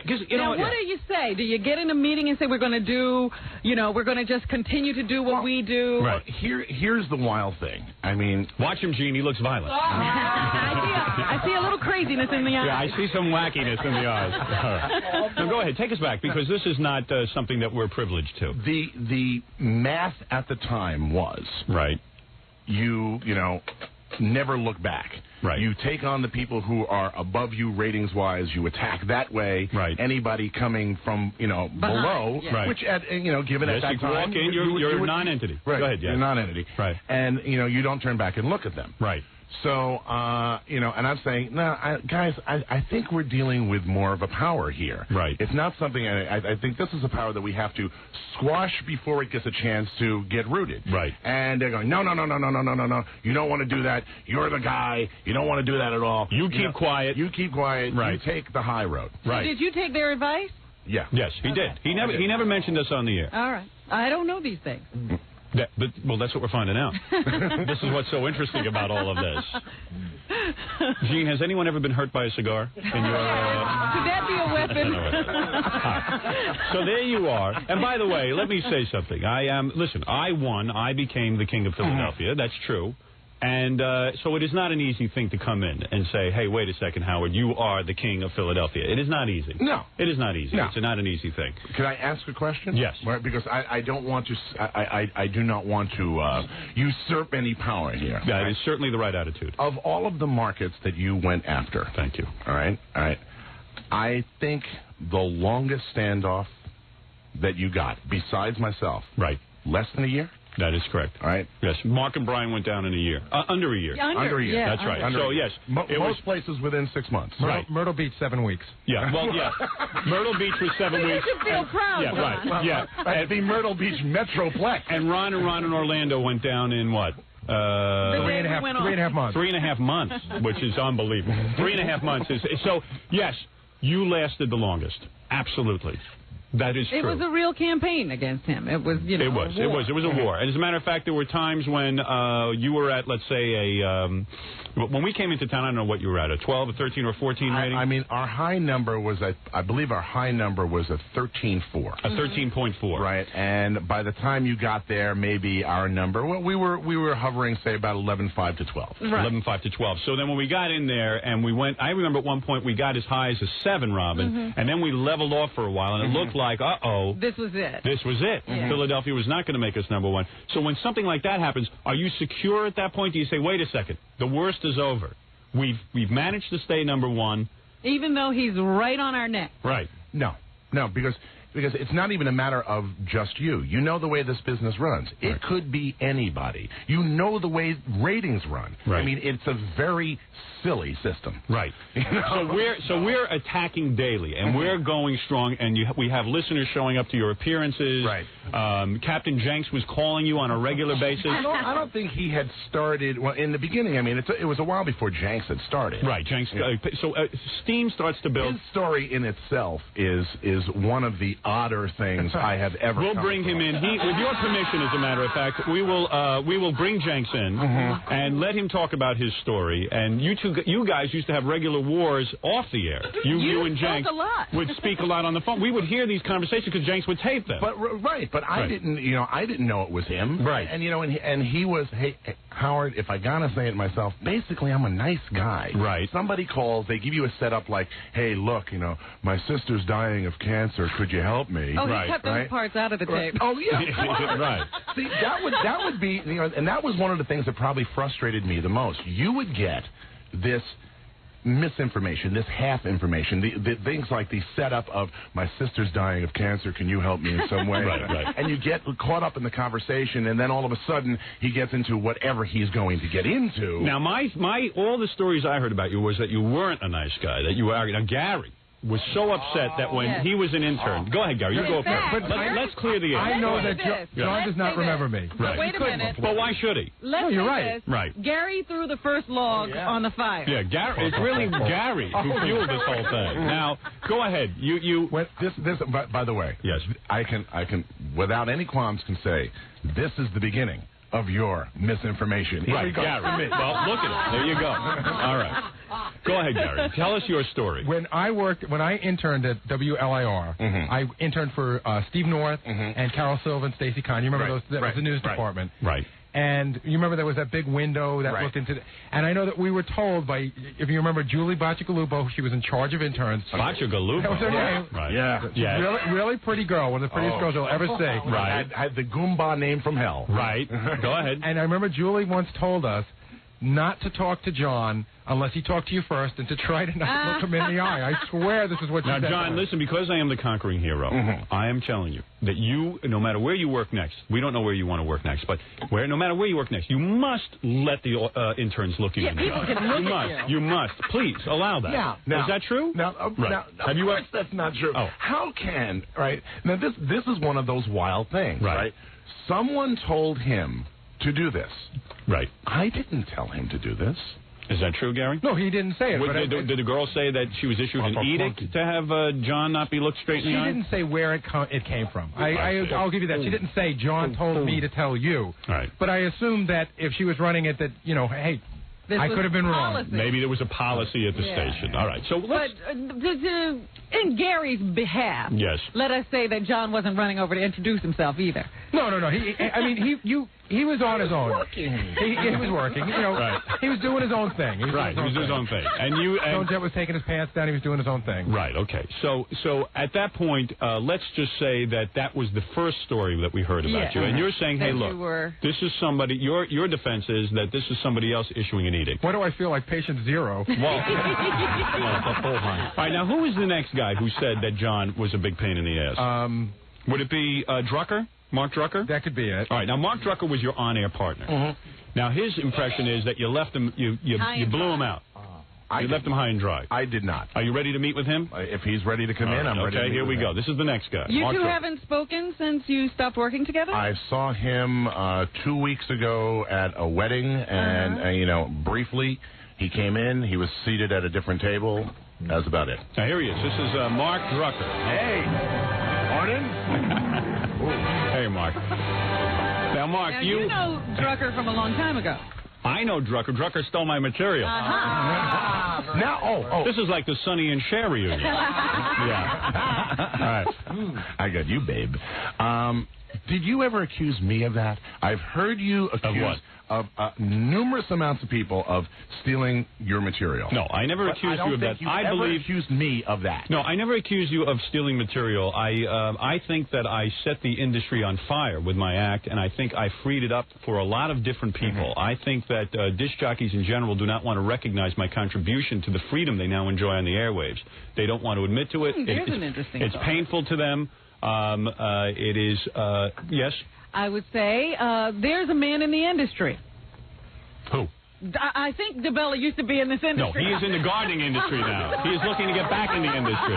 He is not in the industry. All right, but he's a guy who knew what radio was like Yes. before. Now, are you willing to give Howard credit? Now, I'll explain something to you. I think he is. Something that you, unfortunately, probably because of the same... Look, you're here to do your job at this radio station. Right. Part of it is the business of radio. That's correct. Mine was to do it at my radio station, the business of radio. And in between the two of us, there was the business of newspapers. Yes. Right? And the business of newspapers will also deliver their pieces of misinformation. Right. Things that never would make it into interviews are, I had said in numerous interviews, you know, with all of the stuff that is said about Howard Stern and myself, with all of the rivalry, with all of the war, with all of the stuff, I said, you know, with what the FCC is doing to him, if they came down on him and stopped him from doing what it is that he does, I have to get on that line behind him. All right, there's a good answer. But will you admit? But will you admit that I am the man who most single-handedly has re-energized radio? Oh, beyond a shadow of a doubt. Good answer. I wish you would have been more verbose about it. Oh, listen, not an easy. Wait, Robin, this is for you. But then it would have been an act. Right. Yeah, there you go. Now, Mark, talk to me. You were in great pain from John. True. Why was your pain? Was it difficult to work with John? What was it hard to work with John? Don't be shy. Just ask these questions. Go ahead, Mark. Now, you worked with John while we were in the trenches. Obviously, I was battling. This whole show was battling with your show. Yeah. Why? Would it be better not to have the zookeeper looking at you while you had to answer this question? Do you want a wall up between you? Mark happens to be a very timid guy. It's hard for him to talk in front of people. Yeah. I know that. I see that he's looking at him now, and Mark seems to be locked in a game. Mark, talk to me about, and be honest. Clear the air. For once, you're getting to talk to John DeBella. Why? This is your partner. I have yet to talk to John about various things I want to speak to him about, but I figured I'd get all you guys in here first. Do you want to start by saying F you, or do you want to... What do you want to do? Go ahead. Tell me, why was it difficult working with John? Would it be easier if I left the room? Let me... All right, John, you want to leave the room for a second? Not necessarily. Can you talk in front of John? Of course I can talk in front of him. Right, turn around, John. Just so Mark can talk. Go ahead. He's not looking at you. As you know. Right. Don't be diplomatic. Let it out. Come on. Go ahead. Let me put it this way. My new job is producing the David Brenner Show at Westwood One. Okay? Which I got you. Go ahead. Next. And David is a great guy. When I come into work every day... Let me tell you why I got Mark the job. All right, Mark wrote me a letter explaining himself to me. Oh, he did explain. And I said to Gary, Mark's allowed back in radio. You had sat it out for how long once John got rid of you? Well, you went to the I didn't get rid of him. for a while. I didn't get rid of him. About a year, I guess. Do you feel John got rid of you? No. Okay. No. So he was sitting it out for a year. Okay. And I knew Mark was a talented guy. So I allowed Mark back into radio. Thank you. You never told me about that letter. Yeah, I received the letter. I didn't want to embarrass Mark with that until I saw him. Yeah, right. Mark was smart. Mark put he was at a radio for a year. And he put a picture of his 9-month-old daughter in. Yeah, Mark. Oh, he knows how to pull. Mark sent me a picture of his daughter and said, "Please, I need work. Yeah. Daddy needs work." And I know Mark, and I said, "Listen, he's a talented guy. He shouldn't be sitting it out on the I don't sidelines." want this kid to starve. I appreciate it. Yeah, no problem. I let you back in. You deserved it. All right, so go on. You work with David. He's when I nice. come into the David Brenner show, David Brenner says hello to me. Right. He calls me at home. We have lunch together. He drops me off at the train station. We become close friends. David is entirely too nice. Boy, no wonder he's not getting any ratings. Too busy ushering you around. No, we just got Chicago. Did you really? Yeah. No. So David is doing well. In other words, the relationship is friendly between, and you felt you and John had an icy relationship? Well, yeah. I mean, the only time John would say hello to me would be when we were on the air in the morning. He would never say good morning. If you walked together in the halls, John would not address you? Bumped into him? Well, of course, yeah. Oh, he would? Yeah. But, he would. But first thing in the He morning. never took you for a ride in his car? Is that what you're complaining Maybe about? once I was in the big Jaguar. I see. So, in other words, you didn't feel close to John? Didn't feel close. But he to him. treated you okay, or no? Yeah, he treated you okay, but it was not a great sense of teamwork on the show. Did you feel free creatively as a partner, or what? To a certain point. Right. A certain point. What was the point? The point was that I thought sometimes if John thought you were going off and being too funny or too hilarious, he would stop you. John, how do you feel about that? Well, first off, a lot of this is news to me. It would have been nice to know at the time. Right. You know. This is like divorce. It is. Yeah, but we would have staff meetings, and he would be sitting there opening his mail and taking phone calls while everybody's waiting for him to finish. So there would be no way to communicate this to him. As far as the just out of curiosity, when you come in the morning, right?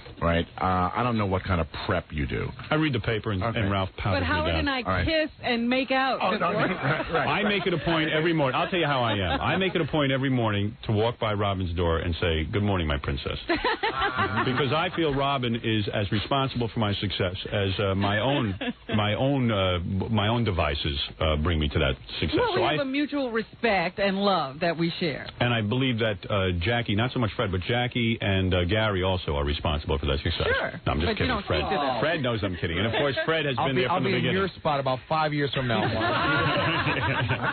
Fred, you know that's a joke. Pretty. No, I do bring bagels and donuts to the staff before their coffee. No, I make it a point to say good morning. Everyone home? No, that I don't. My math in the morning was to come in and, get my stuff together, and everybody really grabbed a little corner of the station and had their job. and prepped themselves. Did their thing. So if Shark would walk by and I would see him, I would. By the way, Shark, you're not allowed to use that name anymore. I don't use it anymore. Yeah, I don't want you to be called a Shark. I never liked that. For me, it's. I know you called him Mark the Drucker. Mark the Drucker. Now, what would happen? Would you guys actually listen to my show? Would you get tapes of it and listen to it and analyze it? I want to know the truth. No? Never? No. Really, I would listen to you on the way home sometimes. You would? Yeah. No wonder he fired you. Well, how the heck could he do that? Oh, you left that quickly? Yeah, you were out. No. So why were you let go, do you think? Well, what happened was I worked on the morning show for a number of years, and the ratings went down. Right. And They blamed you. No, they didn't blame me. It's just the ratings went down, and then they decided that they didn't need this sidekick in the morning because the show was going to hell anyway. So why pay you? So they moved me to the afternoon. Right. So they moved me to the afternoon. Right. A year went by, nothing happened there, and they said, well, Did you and John speak during that year period? Yeah, we spoke. You of did. Course, All right. Did you talk at the end of your long relationship? Did you sit down or have dinner? Yeah. I went in his office. Oh, you did? Yeah, sure. I care about John. I know the guy for over 12 years, 13 years. No, actually, longer than that. Longer than that. Right, because it goes back to LIR. Yeah, no. I see. So your main beef was that there was not a closeness. You felt not thanked by your leader. Exactly. I think. Was there any lack of did you feel unappreciated as a talent or a contributor? Yeah, sometimes, yeah, because it's a team show. Obviously, the Howard Stern show, you're in charge, but it's a team. Exactly. And everybody who worked on that show never got that. If they came in to do an interview, John would always be the one on Evening Magazine, never giving. Well, that's not his fault. Yeah, you can't blame him for that. Give him a break on that one. Yeah, I mean, you sound like Jackie now. How come I don't get interviewed? How can he tell him where to put the camera? Yeah, you know what, Mark? Maybe. Yeah, you're a whiner. You really are a complainer. You really are. But you're saying there was a cold attitude around. Sometimes, yeah. I just think there should have been more of a team situation. I think with John's new job, which I congratulate him for because I know what it's like to be off the air for a while. Right. I think with his new job, I wish him much success, and I hope that the people around... Well, I haven't agreed that there's going to be any new job yet. Oh, okay. Well, although I've been hearing some good things. Would you agree, Robin? Yeah. I'm beginning to see him in a different light. Yes. It sounds like he was maligned quite a bit. It seems to me that... and, of course, you guys helped. It might end up after this that we'll... Hate everybody who works We might with hate him. Mark and like John. That might end up happening. That could happen. Now, where's the other guy, Pat Godwin? Now, he's all upset, too. You guys better get in here and be upset. If they have something to say, I want to know it. Well, should I tell you about the time he kicked a hole in the wall because I wasn't at work? Oh, well, now tell me about that. This is the wildest story. All right, go ahead. Go ahead, Mark. Do you hear the way his voice, translates things into the way he wants to think? Do you hear that? Yes. This is the wildest story. Well, okay. He's answering. We're here to What spin it is the somewhere story? else. Tell me the story. I went on vacation to Jamaica. Yeah. Yes. Go ahead. I went on vacation to Jamaica. Yeah. And when I went up to the ticket counter, I was bummed from a flight, and I had to stay over in Jamaica, and I really wanted to get home. Yeah. So I missed the next day's work, which was a Monday. Right. When I came in Tuesday after our show, the general manager called me in and said, "Where were you yesterday?" Everybody was really upset. I said, "Oh, I was bummed from a flight, completely out of my control." Right. I called in, everybody got messages, and then I find out that John was so mad he kicked a hole in the wall. He must really like you. Yeah, that's a tribute to your worth. Do you feel bad about that? Yeah. I mean, why would we kick a hole in the wall? I'm out. You. He needed you. No, he didn't miss me. He was just kicking a hole in the wall. Do you feel because one of his entourage didn't show up for work that day, and he had to act like the boss. John, please defend yourself. I have supposedly kicked this hole in the wall. Right near the Pepsi machine. Right near the Pepsi machine, which actually, if you remember, isn't a wall. It was a door. Okay. It was one of those, hollow wooden doors. Right. Right. This is also the same hole in the wall that I put in the Andy Bloom story. Who, yes. From what I understand, will be joining us. Andy will join us to tell his story. Right. Right. But Andy told the story about when I kicked in the Coca-Cola machine, right, which we didn't have. It was a Pepsi station. After I won in the ratings or something. What was supposedly. Right. The true story of why the hole was in the door was my producer at the time, Chip, had a habit of, "John, I need your keys." Right. All right, so, okay, yeah, here's my keys. And he would either put them someplace and then leave, not telling me where they were, right, or accidentally go home with them. Right. Couldn't get into my car, couldn't get into my house, couldn't get anywhere. Couldn't leave the office. I was now stuck. So you got pissed off and you kicked a hole in the wall. And it's 3 o'clock in the afternoon. I'm exhausted. And you kicked a hole in the wall. And I can't find the keys, and I kick a hole in this door. Now, Mark, you don't accept that story? You think it was over you? Now, I would think that if someone kicked a hole in the... Let's assume that you're right, and he did kick a hole in the wall because you weren't there. I would say that's almost a sign of that he really enjoyed working. I would be complimented. Wouldn't you? I mean, yeah, am I putting the wrong spin on this? If somebody expected me to be there and thought that it was important enough to get angry about. We had a situation here where Fred was late, and I set Gary on fire. I mean, I've done worse, so I can't say that the guy was wrong. Well, as far as I know, he was all bent out of shape because I didn't show up for work that day, completely out of my control. Right. So, in other words, it made you look bad with your boss. Yeah. I see. Yeah. All right, that's your spin. Now, Pat, what is your problem with the zookeeper, John DeBella? Put these on a Pat. This is a very rare occasion where we get to meet with one of our competitors who... Yeah, this is almost like a reunion for you, isn't it, John? Yeah. Oh, it's a clearing of the air, we hope. Yes, go ahead. Well, everybody's being awful nice. I think I should change the song I've written. Yeah, well, I mean, what is your problem with John? Now, he employed you as a comedy writer and song performer? I was song boy. I did all the songs. You did all the songs. Yeah, song boy, yeah. yes. That sounds demeaning. And why are you upset with John? I'm just upset the way the whole thing kind of ended. It was like sports rock kind of took over, and we were like left out to hang in the wind, so to speak. Now, what would you have John do that... it wasn't, it wasn't necessarily anything that he could have done, maybe, but it was just the whole awkward way it fell apart once you took over. I see. So you blame John for that? Wasn't he, in fact, struggling for his own career? Yeah, he was fighting, trying to keep those ratings up. I can really probably comment better in song. I don't express myself well when I just speak. All right, well, then let us hear the song. Let me ask one question. Is there anything specific you could tell us as to why you have harbor some ill will? Right. Well, just the very you do things for love, and then money follows. I think John did things for money, and this kind of a disaster will always happen when you look at it from that point of view. And I feel no, that sounds rather cryptic. I don't understand that. Well, he is a poet. John, do you buy any of that? That you do things for money? I mean, I know I only wake up for money. I mean, I really am not that in love with doing this And I anymore. love that about you. Yeah, I mean, I'm very honest about it. I have no qualms telling you that I'm in it for the money. You know, I really don't enjoy it. I have been financially driven. I mean, my background isn't all that much different than yours. You know, you're basic, you know, Long Island middle class, and I was lower middle class. But go ahead. Yes, yeah, my father was very. That's why you're a little more driven. That's why I guess I'm a little more driven. Hey, never mind this. Who is this woman with you, Pat? Who is that? That's my girlfriend. How did you get her? Well, I lost my wife when the show ended, but now I met her when I did your show. Well, then John did you a favor. You know the way I got pointed at? Yeah. He lost his wife when the show ended, and I got pointed at. Yeah, right. What did I do? You know what you did. You are his girlfriend? Where'd you meet her? You have sex with him. Oh, man. Yeah, that's usually what girlfriends do. Wow-wee. But, well, I mean, he says he met her through this show. When did that happen? Shortly after Cleveland, I was... Through my show you met her? Yeah, that's what he said. This is not right. You better not leave him or he'll get angry at us. Could you throw Drucker out and let me look at her? I mean, no. Just bring her into the light. I have to see what you got off Cleveland. Can I offer just a little bit of advice real fast? Yes. Could there be an age question here? I don't know. How old are you? How old are you exactly? 23. Oh, you are 23. All right. Yeah, you looked a little younger. And that's 25. Yeah. I'm 17. No, really fantastic. You are a fantastic specimen.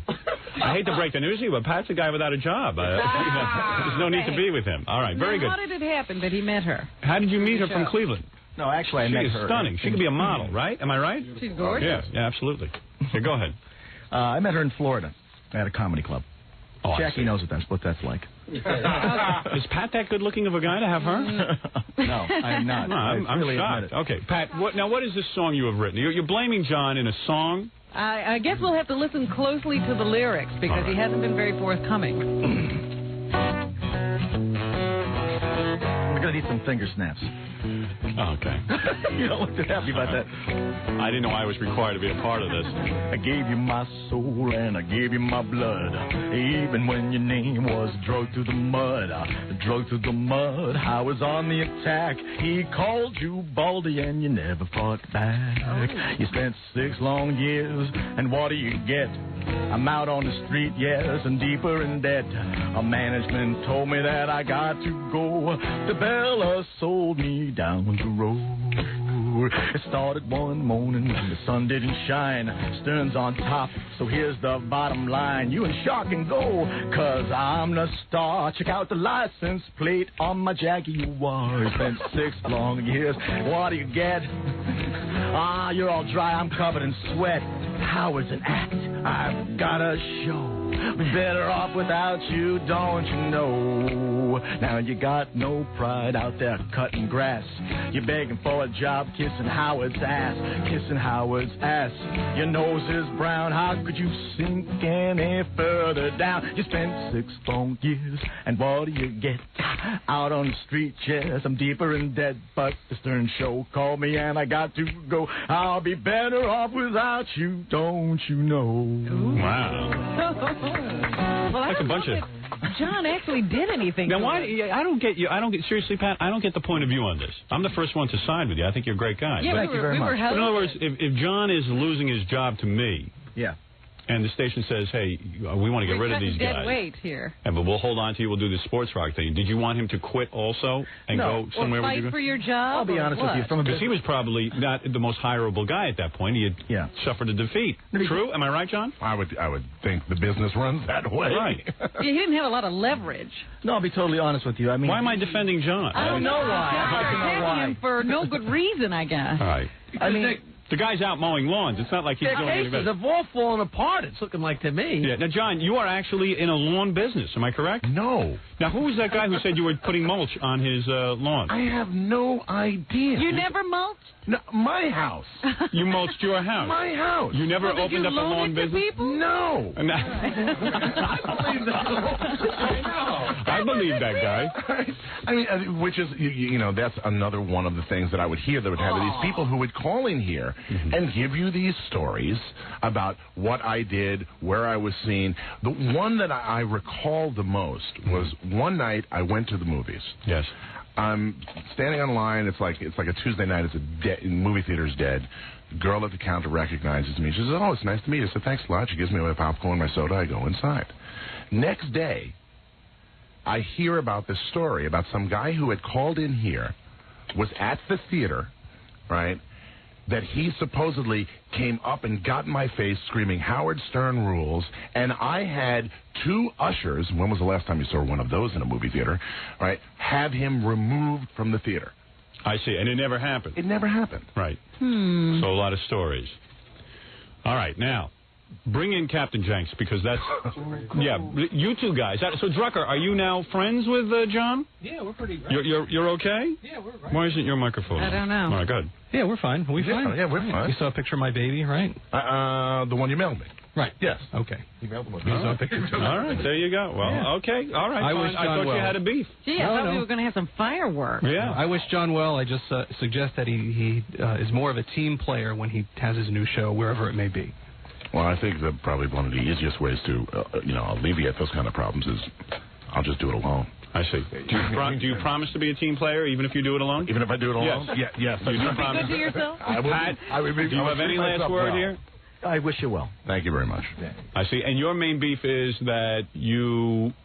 I think he felt that he you were wasn't underpaid. fought for or something. I think don't you know. were underpaid was the point of the song that I got. You're always underpaid. That in other words, like after this show was over, you had no money.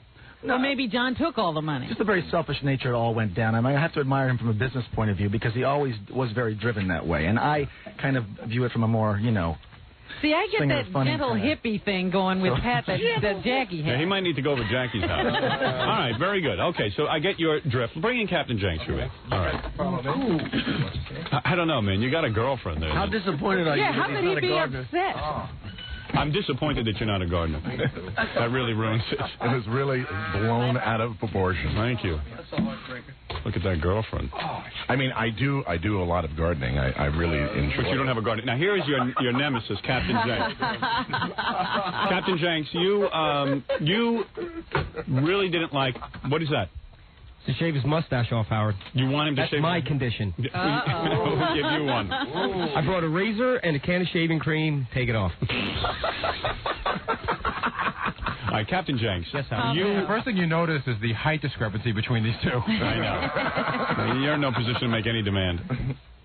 Captain Jenks, yes, you were always there in the trenches fighting John. Yes. You used to call him on a regular basis, daily. Yes. As you know, I'm your #1 fan, and this is the way that I saw... There was a long list of those people. Yes, there are. Yeah, Please don't interrupt me. That's true. Don't interrupt Captain Jenks. That's you right. had your time. That's right. Jenks Let talk. Captain He Jenks. doesn't get much airtime. This is good. Go ahead, Captain Jenks. You will not be interrupted again. Okay. I'm Howard's biggest fan in Philadelphia. What are you doing? Lighting up a cigar in the studio. He didn't light it up. Go ahead. Okay. Continue. Now, I'm one of Howard's biggest fans in Philadelphia, and you knew this, right? Okay, so what we do here is I give you a call on the request lines, making like I was requesting a song, and I try to get some stuff out of you. And you would sing into the microphone into my answering machine like a bird. Okay. Okay, so after getting all this tape together, I would play it for Howard. So Howard learned the real you through those tapes. I see. Now, you, Captain Jenks. You got to know that this is uneasy for me, because this is the first time that he and I have ever... Met? Actually, well, I met him before I started calling your show, Howard. Right. But this is the first time that he and I have met I see. in person. And now, how do you feel about what you've heard so far? Do you feel that the zookeeper, John DeBella, is behaving now? Yes. Do you feel that he should be allowed to go back to work? I feel... Well, I haven't heard everything yet. I see. I haven't heard... You're still waiting. I'm You're still reserved. waiting, Okay. right. I'm still reserved. Jenks, wise up. Sounds good to me so far. But you are a nobody. You know that. I think you still understand that. All right. Okay. Now, all right. Hey, but like John, I said to him, I may be a loser, but at least I'm on the winning side. now, John, you were part of these calls. Do you mind if we play a few where... I actually... honest... I've heard them. I think you'll be all right. I would prefer you didn't, but... Really? Yeah. Why is that? Because, I mean... Doesn't sound so good right about now, Howard. Calm down. I want to hear his answer. What is your thought on this? Well, it's just that first off, there is a basis in which this hatred I don't hate you. that this man has had for me over the years, that it was always explained to me as to why. You don't like John because he was mean to you at an appearance, you say? Yes. He was very arrogant to me at an appearance one time. And he says he really doesn't remember the situation. Well, no, I do. Oh. I do. You remember meeting me the first time? Yes, because you retold the story to me a number of times. Right. So it was at somewhere, I think, in Bucks County, at an opening of a fitness place. That's correct. A sports medicine place. Yes. All right. And you came up to me and asked why I didn't play more of. Now, let me remember the band. I know the band. The band. I know the band. I know the band. I know the band. What? Sweet. Now, that is your favorite band. That is weird. Favorite band, All right, you wanted more Sweet. And I asked John DeBella to you play asked John to play more Sweet. Right. All right, My go ahead. response was, I said, if the band would come out with something new, I'd gladly play it. Right. But it's been so long, and the entire band is based in 2 songs. Right. Right. That, until something new comes along, okay. I don't really find a need. Now, Jenks, what are you saying happened? Now, if he would have said it that way, then that would have been fine. But that's not the way he said All it. right, Howard, what did he say to you that got you so uncomfortable? He leaned against the wall, gave me a real crappy look, and said, "You tell Sweet to come out with a new record, or maybe I'll play something." All right. See, so the way that he just said it, you felt he was arrogant. You know, do you think? And then he made a comment about my size. Oh, I was going to say, do you think that his height had anything to do with it? Right. See, no. Oh, it was a height thing more. It was a height thing, right? And that you take very personally. Well, it's true. The guy is a listener, a fan at the time of yours. Probably was a very harsh thing to say. True. If it indeed happened. I made a height comment. What was the height comment? What was the height that John made? Tell the truth now. Well, he actually just said to me, it's embarrassing. What did he say? Well, he just looked at me. He said, and I was standing next to somebody else who was much taller than me. Yeah. And he said something to the effect of, the guy was pretty wide too, and he's like, "You're as wide as he is tall." Ooh. That's embarrassing. We've said worse to you. Well, I was a jerky little kid, and I had some friends around me, and a girlfriend at the time, and it was pretty embarrassing. That hurt, huh? Yeah. Well, so All right. So would you accept an apology from John from all of this? Well, I want to hear the tapes, Howard. If he John, if I play them and you get uncomfortable at any point, I would certainly stop them because they would take... Well, let's try it. Yeah, you want to try it? I'm willing. Give it a shot. All right. John is willing to give it a shot. Now, let me ask one more question, because John Where are those says tapes? that you always set it up by saying that your sister was dying of leukemia. Oh, I would come up with a bunch of different things. So he was trying to respond to you. Right, so this is just to show how annoying Jenks was. What you'll find is that he'll call you constantly, and this is while you're on the air. You're trying to do a radio show. While I'm on the air, while I'm in my office. I was amazed that you would even respond to Captain Jenks. Now, sometimes you would just hang up on him, and then sometimes you would actually get into it with him. Okay. I found them fascinating, actually. Yazoo. What's a yazoo? And you hang up. Yazoo. What's a yazoo? What do you want, my man? What is a yazoo? Now, what would happen? You would do this all morning? Oh, yeah. Well, the calls were... And while John is doing his show. Now, is this on his hotline? Yes, he was in record. No, it wasn't the hotline. It was the request line. It was the request line. Request line. Oh, you would call the request line? Yes, he would give the number out, and then for the request line, I would call in while he was... And you would do this all morning? Well, sometimes an hour, 2 hours a morning, something like that. Did it get to you, or... It was a pain in the ass because it kept people who really wanted something to get on the air. They couldn't get through on a phone line. Yeah. I see Gene, the security guy, is going to actually hit Captain Jenks. Everybody who came in so far, you end up hating more than... Right, all right, let's see what happens. Yazoo. Yazoo. Get a life. Yazoo. It's me again, Kojak. Oh, okay. Yazoo. Hello? Hello? Fooled you, dickhead. Oh, okay. Yazoo. It's me again, sweet cheeks. You would never tire of doing this. Oh, no, this is great, Howard. You hear the reactions that he gave. If he would have done his show more of like what he was doing on these tapes, he may have not. His ratings may have not. You mean, in other words, if he put you on, his ratings would have gone through the roof? No. I just mean if he would have had the sense of humor that he has in these tapes, then maybe his show wouldn't have been so lame. So you're saying you're pitching him to be the sidekick on his new show? Yeah, you bring out the best in him. Oh no. Well, I could. You are a deluded midget. I could do a good job screening his calls for him. I see. Oh boy. Uh-oh. Imagine if these two end up working together. You got to know I'm devoted. You see what I'm saying? That I have got to give you. Tenacious, like a pit bull. Yes, who? Will you marry me? I mean, will you get a life? Really? Really? I mean, like, you're absolutely ridiculous. And you're bald. Yeah, but so what? So what? See, that doesn't matter, though. I'm bald. I'm a little overweight. I'm 40 years old. But you put all this stuff together, I have meaning in my life. You've got nothing. Your whole life is sitting at home, calling me on the radio, trying to get me upset. It doesn't matter. But look, you're invited to do this every day because it's your phone bill. I don't care. I mean, what do you do? What do you do? Do you have a job? Do you have any friends? He's got a point. I doubt all of this stuff. Well, he's not calling you. No, I don't. Don't even bother. Don't even bother going anywhere. He wants to be Howard when he grows up, and he can't. So he tries to live through it. I want to be Howard. Yeah. So he thinks that what he can do is call me and get me upset. Man has no life. There's nothing to him. He's got nothing at all. He's got nothing at all. No friends. Nothing. His whole life is centered around calling me in the morning and saying things that ooh, they upset me. Guess what, fella? I knew I was going to be bald when I was 12. Ooh, this was no big shock to me. I don't really have a problem with it. I've got a great life. I make a fantastic salary. I enjoy my job. I got a terrific house. Everything's going pretty good for me. What's going on in your life? Nothing. This is what used to get us, the times that you would try to teach Jenks something. What was amazing is you did spend a lot of time working with him, didn't you? I mean, really, right? I did my best. You did your best. Tell me, do you think that was funny? I mean, that was funny. That was very good. It was just phony phone calls, all in good fun. And I mean, if you can sit here and laugh about it. Why do I get the feeling that somewhere along the line I'm going to get the speech?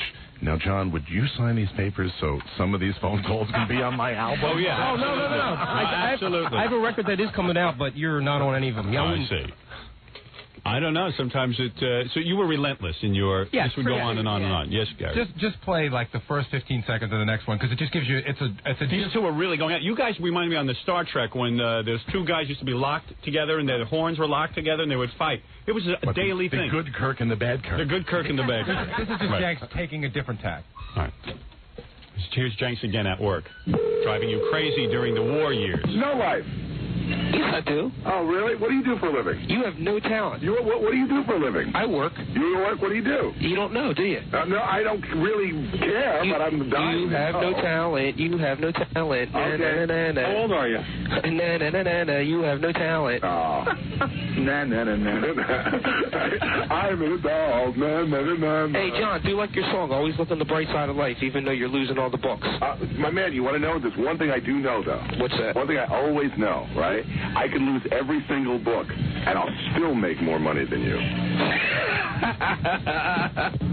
Well, there it is. Those two, and every day this would go on. Oh, yeah. Do you remember these calls? Of course he does. Yeah, You became a part of his life. Don't ask me to say what day that was, but, right. Tom, rough estimate. I mean, Captain Jenks, rough estimate. How many 90-minute cassettes of these tapes would you say you have? Well, he's only on basically one of them, but I have five cassettes were all phony phone calls. And you're not the only have Howard's competitors that I call. Oh, no. They're all over the place. It wasn't that I just singled you out. All of them. I see. But well, I was him feel much better. I knew you because I was in Philly. For your training. Right. Well, yeah, trained with absolutely. A lot of the tricks that I played on you in the beginning were tricks that I played eventually on all the Captain other Jenks, you must admit that it was certainly brave of John to play some of your calls here. I think he's to be commended for coming in here. Period. All right. Very good. I think that's so. what we wanted to know. All right. Thank you, Captain Jenks. I like to. What? Who else is out there? Just Andy Bloom. Andy. I'd like to say one thing here real quick. Yeah, right. If I can get a plug in, I'm going to be tonight at Delilah's Den in Spring Garden Street in Philadelphia. We're going to celebrate this. I'm going to be emceeing. I'd like to invite you down, and I'll get you a table dance.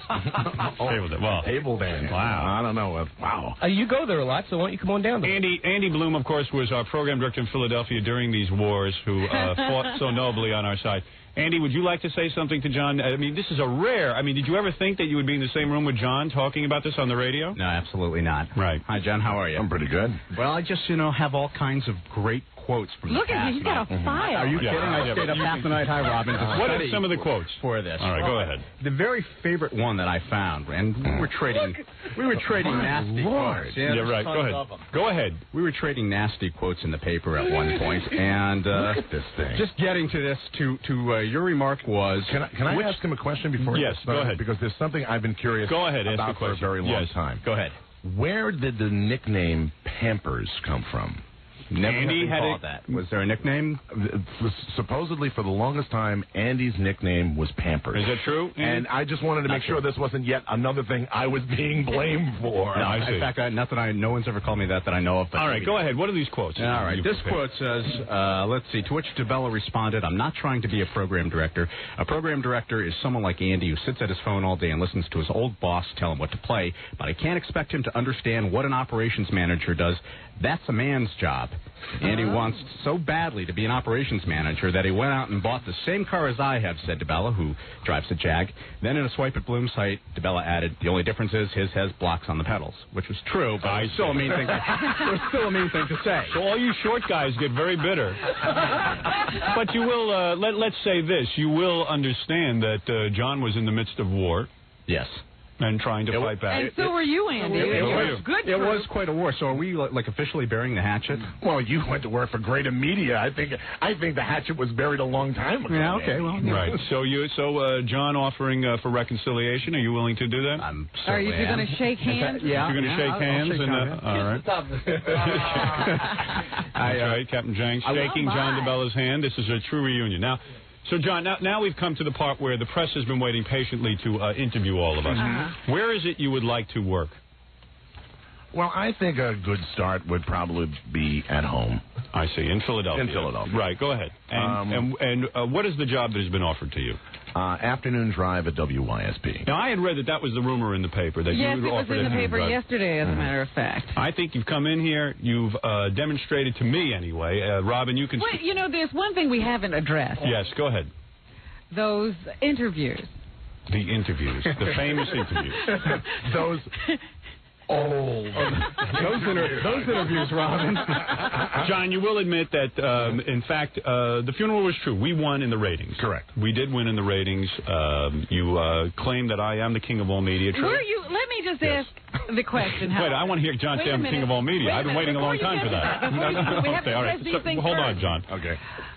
Will you admit that at one time, were you lying, or was this an act that you had where you'd go into the press and say, I'm that good? Was this just bravado, or did you really believe this stuff you were saying? It's really a matter of what else would you say? How do you feel about Howard Stern? Is Howard Stern going to be... Oh, yeah, Howard Stern's going to beat the hell out of me. Was that... who says that? No, I'm not talking about that. I'm talking about I'm that good, I don't lose, I have a show, he has an act. The show act thing... At the time, I honestly believed. Howard was. Remember, everything that Howard was. We were first market outside of New York. Yeah. Right. So everything that Howard was doing, Gary, please move your head. Right?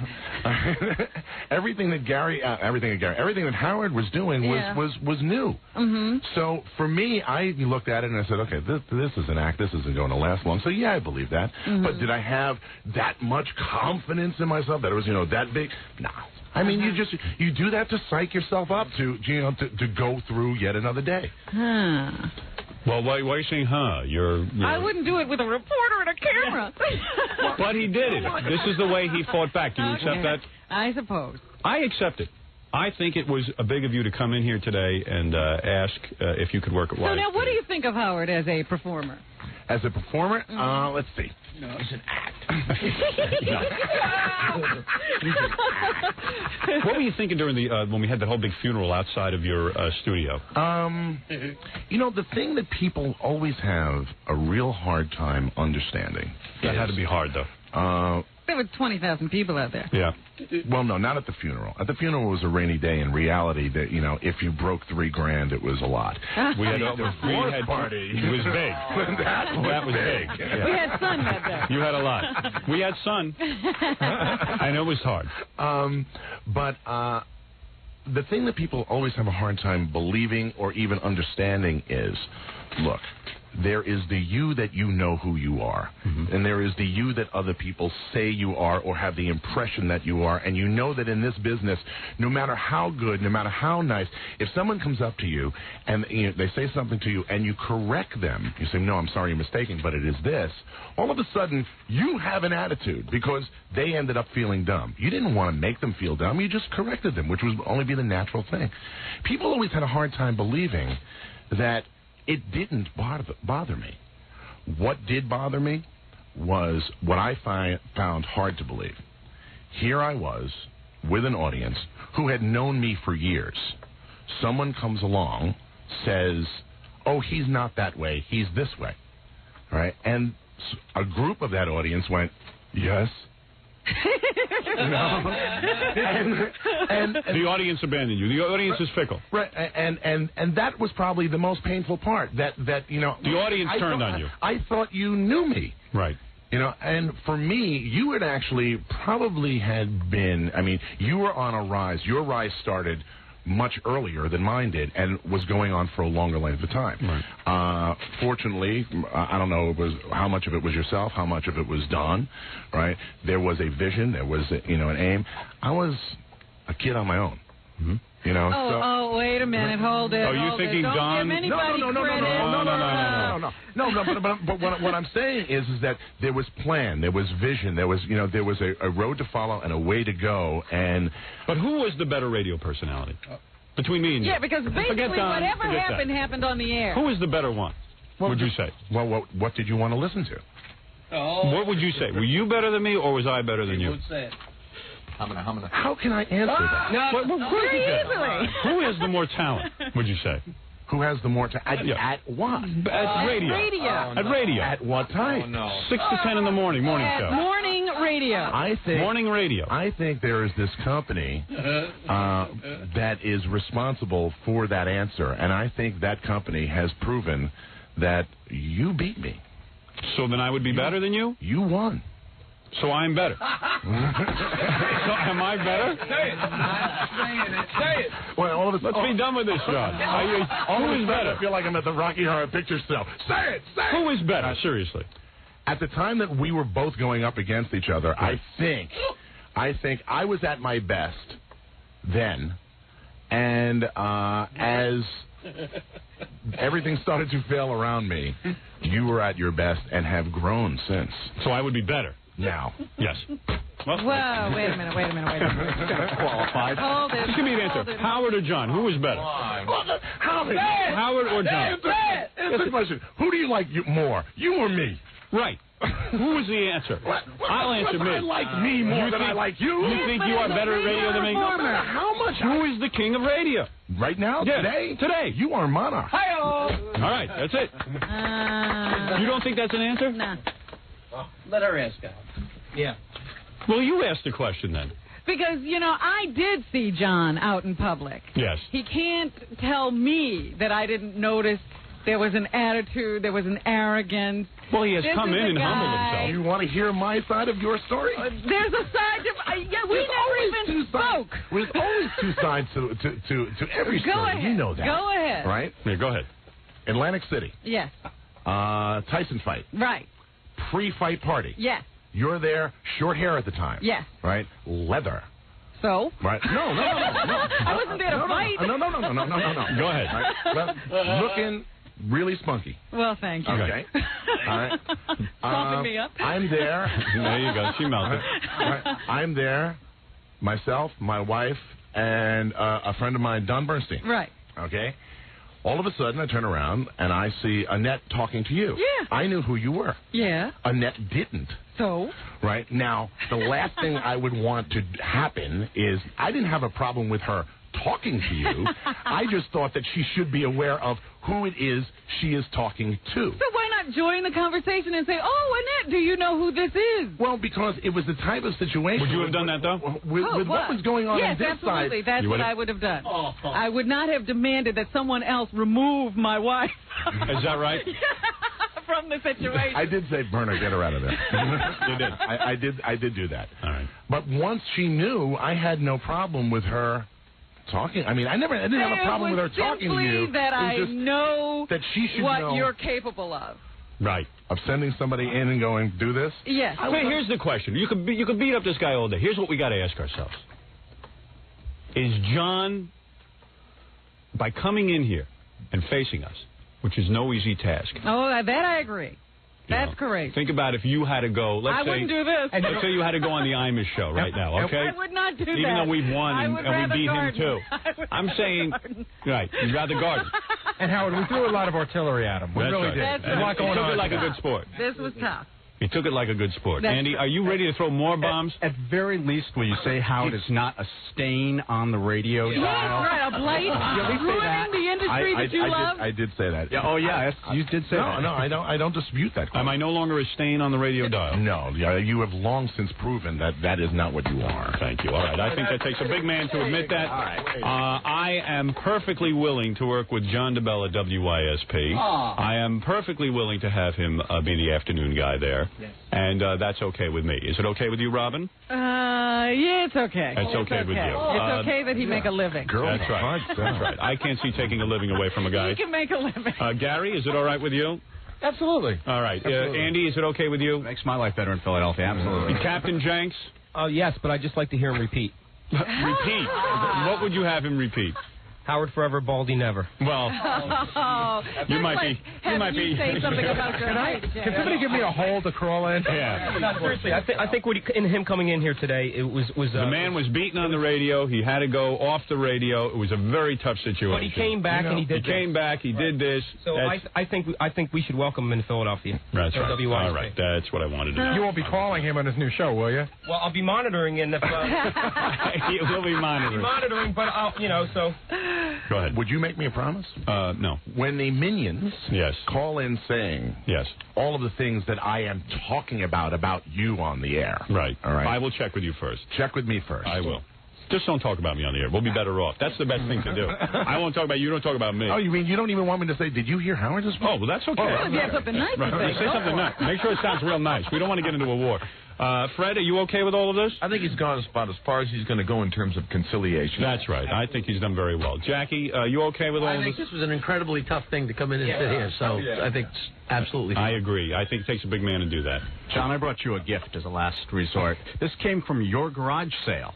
And I thought you might want it back. No, that's what I'm saying. No. John even went through a humiliating garage sale at his house. Helping him get and you bought, Andy, you went and bought stuff? It's not like I was there. Right. I wasn't there. You were not there, but it's still embarrassing. Actually, Andy, no offense, but I really don't want it. Well, it's very nice to ask. I don't smoke anymore. Okay, very good. Okay. We'll try. All right, what I suggest we do, John, and Robin, and the whole crew. Well, you can go out. I think that you, too, should go out. And you should go out as well. No, I'm Why? not going anywhere. I'm sensing you're being resistant to all of this. I'm sort of reserved, but I'm letting them. Now, what is your reservation? Let it. Are let you it out. sensing that after he goes, she's going to have? Are you going to have bad feelings about this? Yeah, clear the air, right? Clear the air. Say what's on your mind. Cleared the air. You're not saying it. You're not going to walk out. Quite as you're a brilliant performer, and I don't think he's willing to recognize you were brilliant all along, and there wasn't any plan. You were just brilliant on the air. And you beat him. So what would satisfy you? Do you think he's not... say that. Let me recognize. Let me... It's all right that De Niro notices that another actor is a good actor. Let me... Oh, I see what you're saying. There was no sort of speech or something said that would indicate some sort of reverence for my contribution to radio. John, how will you address that? After coming off the air, I'm at home, and a friend stops by, comes walking in, and I would say this would be maybe late October, early November of last year. Walks in and sees me watching Howard on E. Mm-hmm. And says, "You of all people, how could you watch this?" And I said, you got to hand it to the guy. The guy has a talent. He knew how to direct it. He made all the right moves. I really admire him for it. I wish I would have known what he knew. Now you walk out. All right, there you go. Howard, very nice. Robin is no easy.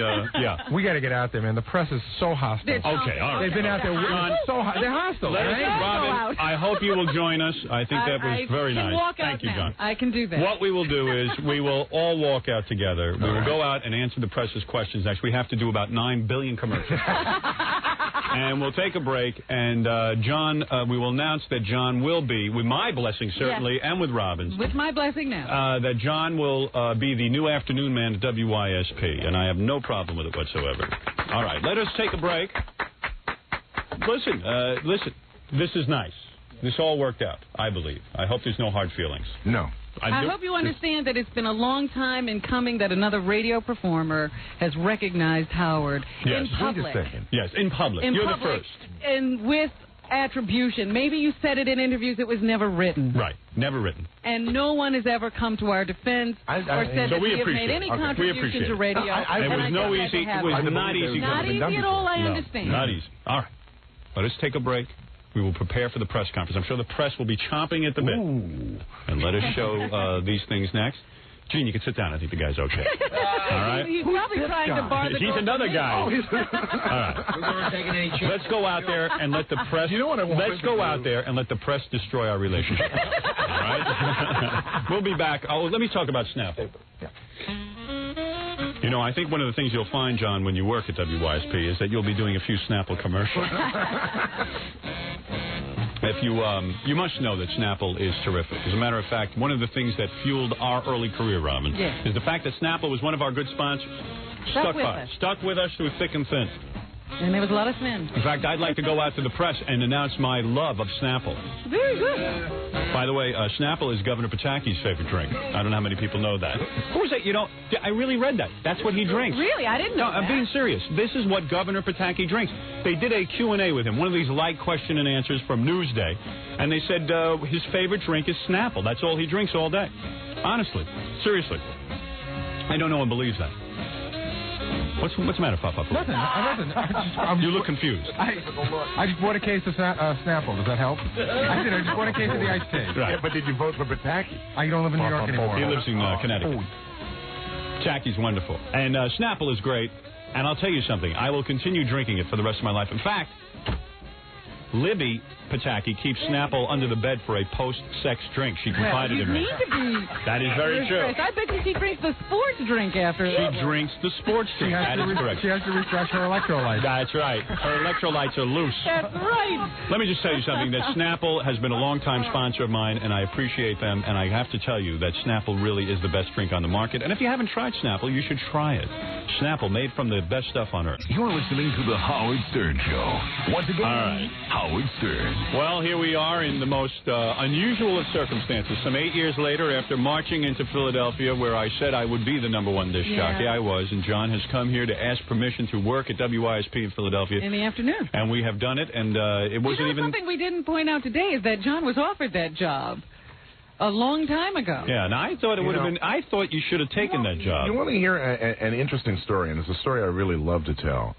Long before you even came to work for... Is it a long story? Because the press is going to kill us. I'll make it as short as I can. Long before you came to work for Infinity, when there were a limited amount of radio stations, the head of the company contacted me asking me to go over to YSP to do mornings there. Right. And I explained to him basically that, look, I'm happy where I am, thanks a lot. And he said, well, look, he says, I'm gonna, if you're not going to come work for me, I'm going to find me a better mousetrap. Right. And it took him about 2 or 3 years to do that, and it took that better mousetrap about 3 years to beat me, and in fact came true. Later, he came to me again. and said, look, we still want you to come over. He goes, now, I'm either going to make you a wealthy man or I'm going to make them make you a wealthy man, but one way or the other, you're going to be a wealthy man. He wanted to put you on in the afternoon while I was on in the morning. And see, I didn't want that. I got furious when I heard that. I heard they'd offered you an afternoon job, and I said, that's outrageous. I said, don't you take him away from me. I want him. And there's a battle going on. There's a reason for being, and I don't want you taking that away. And I got very upset that they had done that. I had a big argument. I'll tell you that. I got furious. I was on fire. I said, you're telling me you're going to go hire... You're making it seem like I can't win in Philadelphia. Well, I blew my stack. But he was right. Yeah. He didn't make me a wealthy man, but he made them make me a wealthy man. Right. And then lastly, he came to me and he said, John, you're not going to like working for Westinghouse.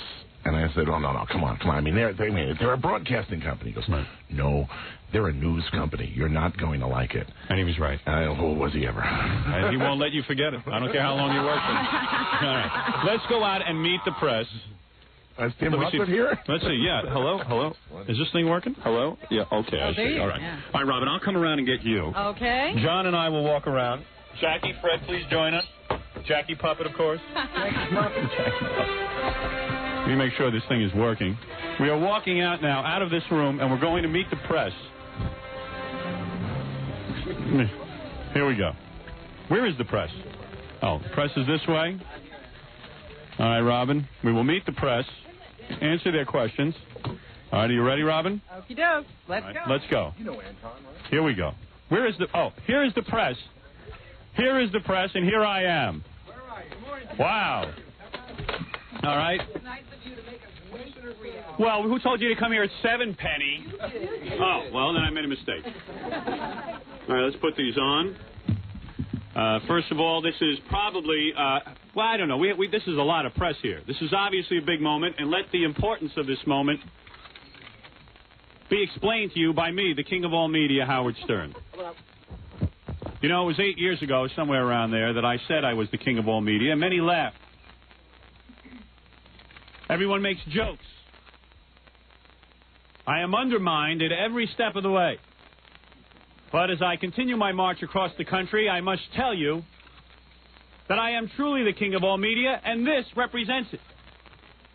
This is the representation of my wonderful stature in the radio business. While the critics will make fun of me, while the news reporters will say bad things of me, I told you when I went to Philadelphia, not only would I be the #1 disc jockey there, but in order for any of my competitors to work, they would have to come to me and ask permission. This is my greatest triumph. Robin, my queen, my princess, my darling. Have we not proven we are the true king and queen of radio? I think this puts us at the top of the world. Yes, it does. I would like to say to John DeBella, who was my archenemy for years, as we battled on the radio ferociously, many words were exchanged. But today, I think John has proven he is a man. He came to me and said, you win. I would like to work again, and I think he did it in a noble way. He came in, he explained himself. He met with all of the people he formerly worked with. And he came to us and said, I am ready to work again. And to recognize you. And to recognize you, Howard, the king of all media.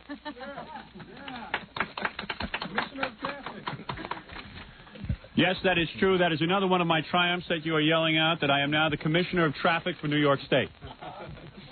Now, is John going to make a small statement? Who can make a statement after that? That's true. John, I would like to say congratulations on your new job at WYSP. Thank you, Aaron. I think it was no easy feat, no easy task to come in here and explain to the king of all media what the hell went on all those years. Well, thank you very much. But you were a great adversary. As a matter of fact, it took 3 years, Robin, as John pointed out. The longest ever. It took 3 long years to become #1 in Philadelphia. And I still am mad at Philadelphia for making me wait 3 years to become the king of Philadelphia. I don't think it was right. But that's another issue that I'll take up on another day. John, congratulations on your job in the afternoon at WYSP. And yes, I will fully support the John DeBella Show in Philadelphia on WISP in the afternoon.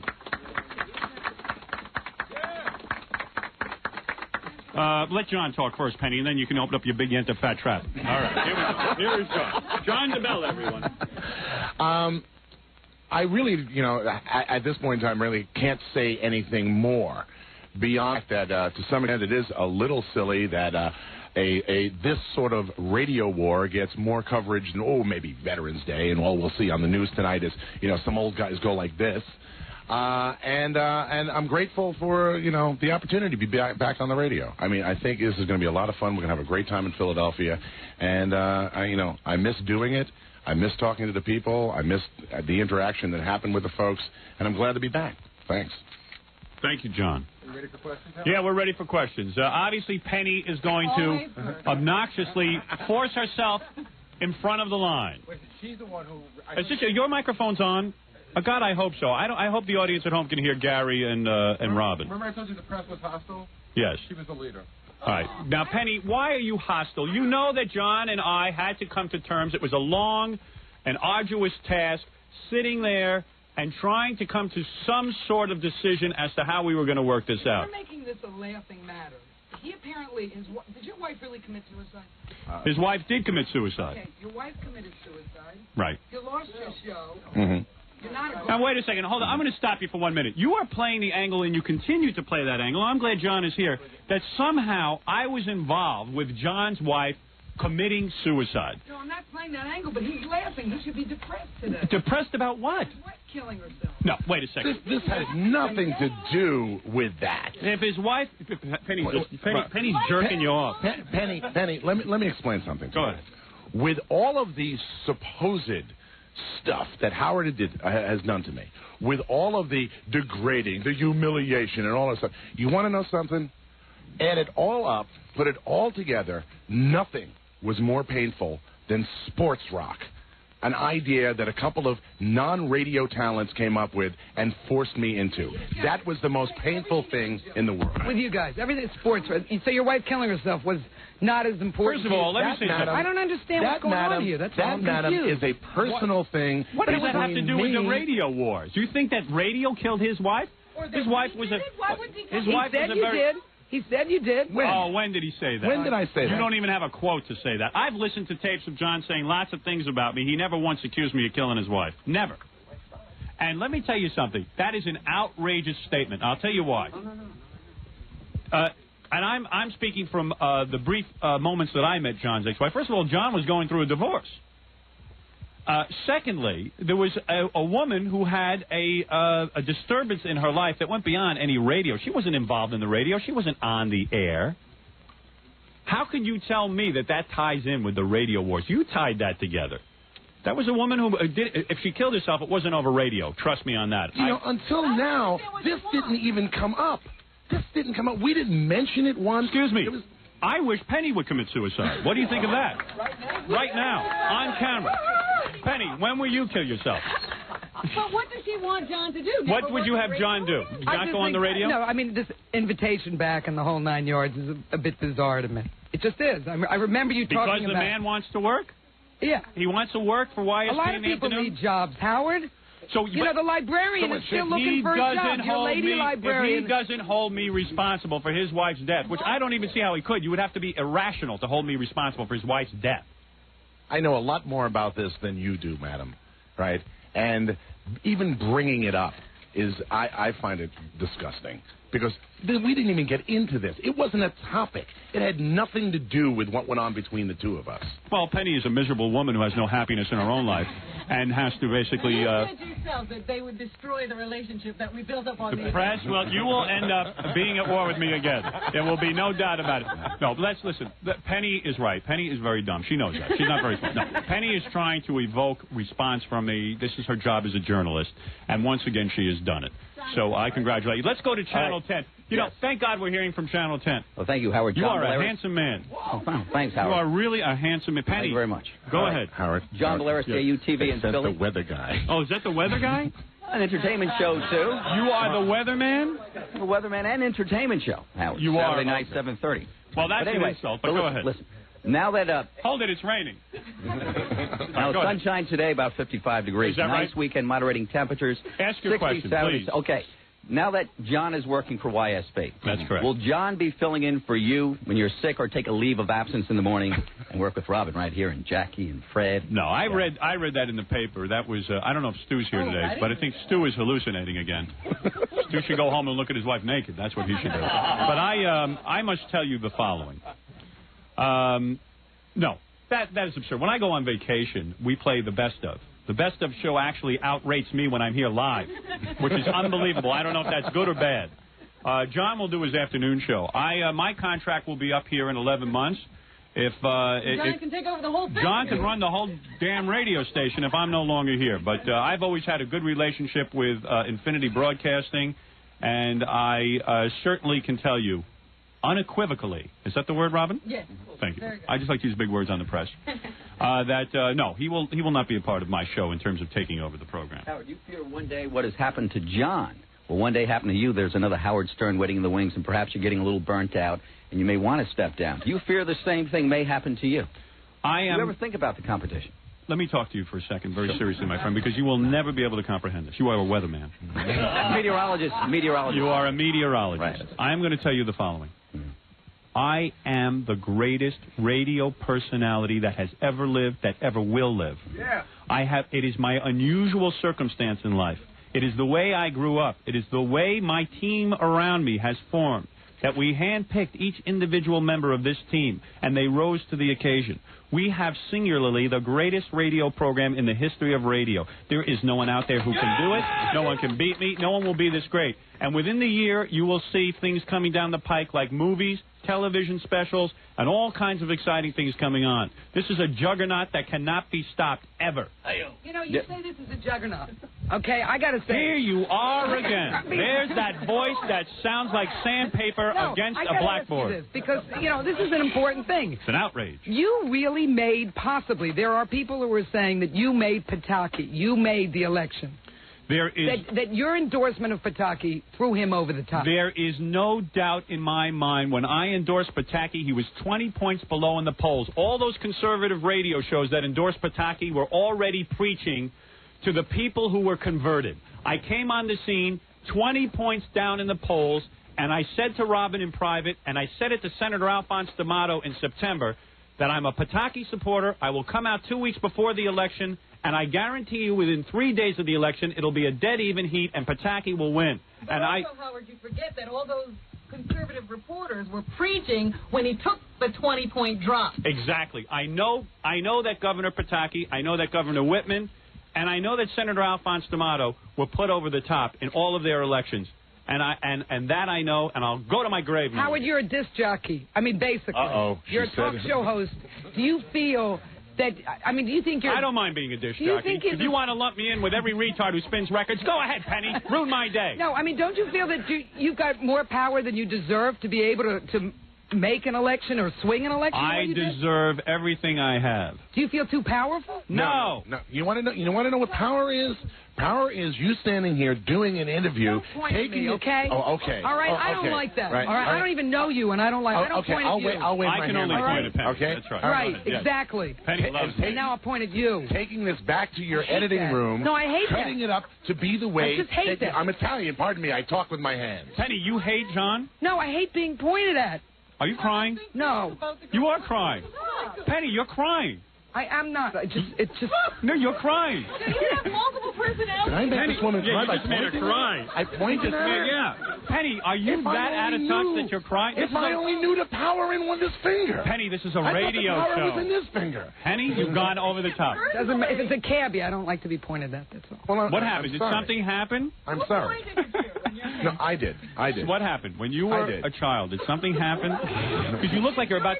All right, stop. You are going to talk in tongues. Penny, I'm sorry. I mean, you know, I didn't realize that would upset you. I mean, Come here, that was not my intent. Come here. I'm going to give you a tongue kiss. No, I'm not getting up there. No. Come here. No, because I'll punch him out. Come over Why? here. For pointing at you? How was I supposed to know that was going to upset you? Penny, come here. Come here. I'll calm you down. Pretend I'm not here. Ooh. Can I shake your hand and say I'm I don't sorry? No. This never happens at Bill Clinton's press conference. Penny, is this the first time you've cried at a press conference? Is this the first time you've cried at a press conference? No, I'm not crying. You know what I am insulted about? All the years I've been yelling at you, you never cried at a press conference, and now he comes here and he points one finger and gets you to cry. Well, because he was doing this to the media, and I know I'm taking up this whole thing, and I just think it's offensive to us. You know, we waited here 2.5 hours. We didn't have coffee. Penny, I'm going to call Rupert Murdoch about you. I'm going to have you removed and put in a funny farm. Wow, you are completely flipped out. Wow, wowie. All right, the weatherman. Let Penny compose herself. Go ahead, Penny.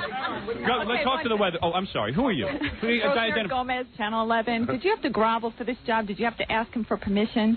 Did you listen to it? We couldn't hear it. We were waiting out here. Oh, you didn't have a monitor? No. You're kidding me. No. Oh, well, that was a big one. I got to tell you something. I would say this was the furthest thing from groveling I have ever done. I don't think grovel would be a good word. Would you, Robin? Nobody had to answer for past sins. Right. He handled it very well. He really did. It was not a tough situation. I can't believe that you guys didn't hear it out here. No. No, that's very surprising. By the way, you're a very attractive woman. I'm sorry, yes. Was this John, was this something that you had to do in order to get your position with WYSP? No. Well, I'll take umbrage with that. I had a meeting where I was informed that this might be going down, and I said, if John meets with my approval, I will allow it. They came to me and asked for permission to hire John. And I sat down and spoke about it with management, and I said, if John comes in here and talks to me about it and everything goes well, it will be okay. Okay, Howard, in Philadelphia, you had stated that when you were asked if you ever met John DeBella, you said no, but if I ever did meet him, I would have probably, quote-unquote, kick his ass. I have never threatened physical violence to John DeBella or anybody else. I don't recall that quote, and I'd like to see where you got it from. I would not physically have to kick it. When I talk about kicking ass, I talk about kicking ass on the radio, and that I did say. I said I will kick ass in radio as I have done. Howard, you have called him a no-talent. Sorry, I'm sorry. Go ahead. You have called John DeBella a no-talent loser many times. And he has called me many things as well. How do you justify getting behind his return to the radio? Because John did exactly what I asked. I said, if John comes in here and says to me that, hey, King of all media, I want to work again, I want to have a radio show. He came in. He confronted Robin. He confronted past people. He did more than I asked. And I have no problem seeing that the guy is a man of his word. He came in, and I think it's a very difficult thing for anyone to come in. And I think he did a great job today. What do you think of that? That's how I justify getting behind John. Who's next, Jerry Seinfeld? Jerry Seinfeld will humble himself before me. Hey, John, what went through your mind this morning coming up here? Why on earth would you come up here after Howard trashed you for years? Ever since his voice was first heard in the city of brotherly love, it's been kind of downhill for you, and to come up here next to Howard is a shocker. Why did you do it? Well, for starters, just simply for the job. No, it's not simply for the job. All right. I mean, you know, could I have gone to work somewhere without Howard's permission? I could have done it, and there would have been hell to pay for it. Why go through that hell? Right? At the same time, look, with everything that I have been through in the course of the past 6 years, right, what is this? Yeah. And I think this takes, you know, a lot of people are going to write humiliation, you know, how he was degraded, how all of this stuff, right? I think this is the best healing thing I've ever done to myself, because this takes major custodaways. Okay. Hey, and let me tell you something. Same question could be asked of you. How could you keep doing the weather day after day? Honestly. You love it. Oh, please. That's outrageous. That is an outrage. When did he develop his interest in the weather? Yeah, right. Hey, come on. It's the worst job in television. Go ahead. Abby from Northeast Times. Hello, Abby. Hi. How are you, my darling? Yeah. I wanted to ask John if you were aware of the fact that his permission was sought from management for your job. I think when I was first approached about this, I brought it up to them and said, look, I mean, this is silly for us to go through this whole process unless he knows about it. Because if he's going to have a problem with it, then it's not going to work. No one wins. Yes, so but wait, Penny has recovered, John. Yeah, Then don't point at her. No. Are you all right now? What happened? Explain to us what just happened. That's even more interesting than this whole stupid I just have question. a thing about disappointing. I'm sorry. How did this happen? I'm sorry too. I did not know that. You are still weepy, obviously. It's just very upsetting. I think it's very rude. Oh, pardon me. I know you're on the radio. I just want to see what she does. Everybody point at Penny, please. Very good. You're very stable. You're very stable. Penny, can your children be taken away from you very soon? Yeah, very stable. Go ahead. Yes, go ahead. What is your Back question? to politics. Yeah. Okay, you dropped out of the gubernatorial race. That is correct. I mean, I've been through all this with you. You have. Right? You've been on the campaign trail. As much as it has annoyed me, you've been there. Yes. You know, you're dropping out. If you had stayed in, how do you think the election would have gone? I believe I would have been the governor of New York think you would have State. won? I know I would have won. If people would have walked into the... God help us all, but I would have been the governor of New York State. I guarantee it. How do you come up with it? I mean... How do I come up with it? 20 points below in the polls, our endorsement, our logic to our audience, and our audience went ahead and voted for Pataki. We were already at 23% in the polls. Could I have gotten another 20%? Absolutely. And you didn't go for it because you didn't want to tell anybody how much you made. I didn't want to reveal my finances. That simple. Now you want to Here be she goes transportation again. commissioner. I will be the commissioner of transportation. George Pataki is a man of his word. Does he owe you? He owes me nothing. He sees that I would be a good public servant. So what would you do as the first thing as transportation commissioner for... I would take your car and drive it off the road. That's what I would do. No press parking. I'll tell you one thing. Wackos like you will not be allowed on the radio and on the highways. Thank you. Is there any other question for the greatest radio personality that ever lived? Yes. Howard Stern. Yes.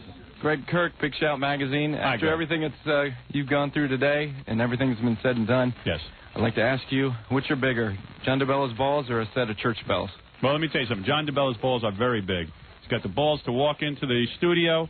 It is, come on, it's not easy. Every one of us is competitive in our fields, and John came in, had a good time with it, and I admire him for it. I think it's terrific.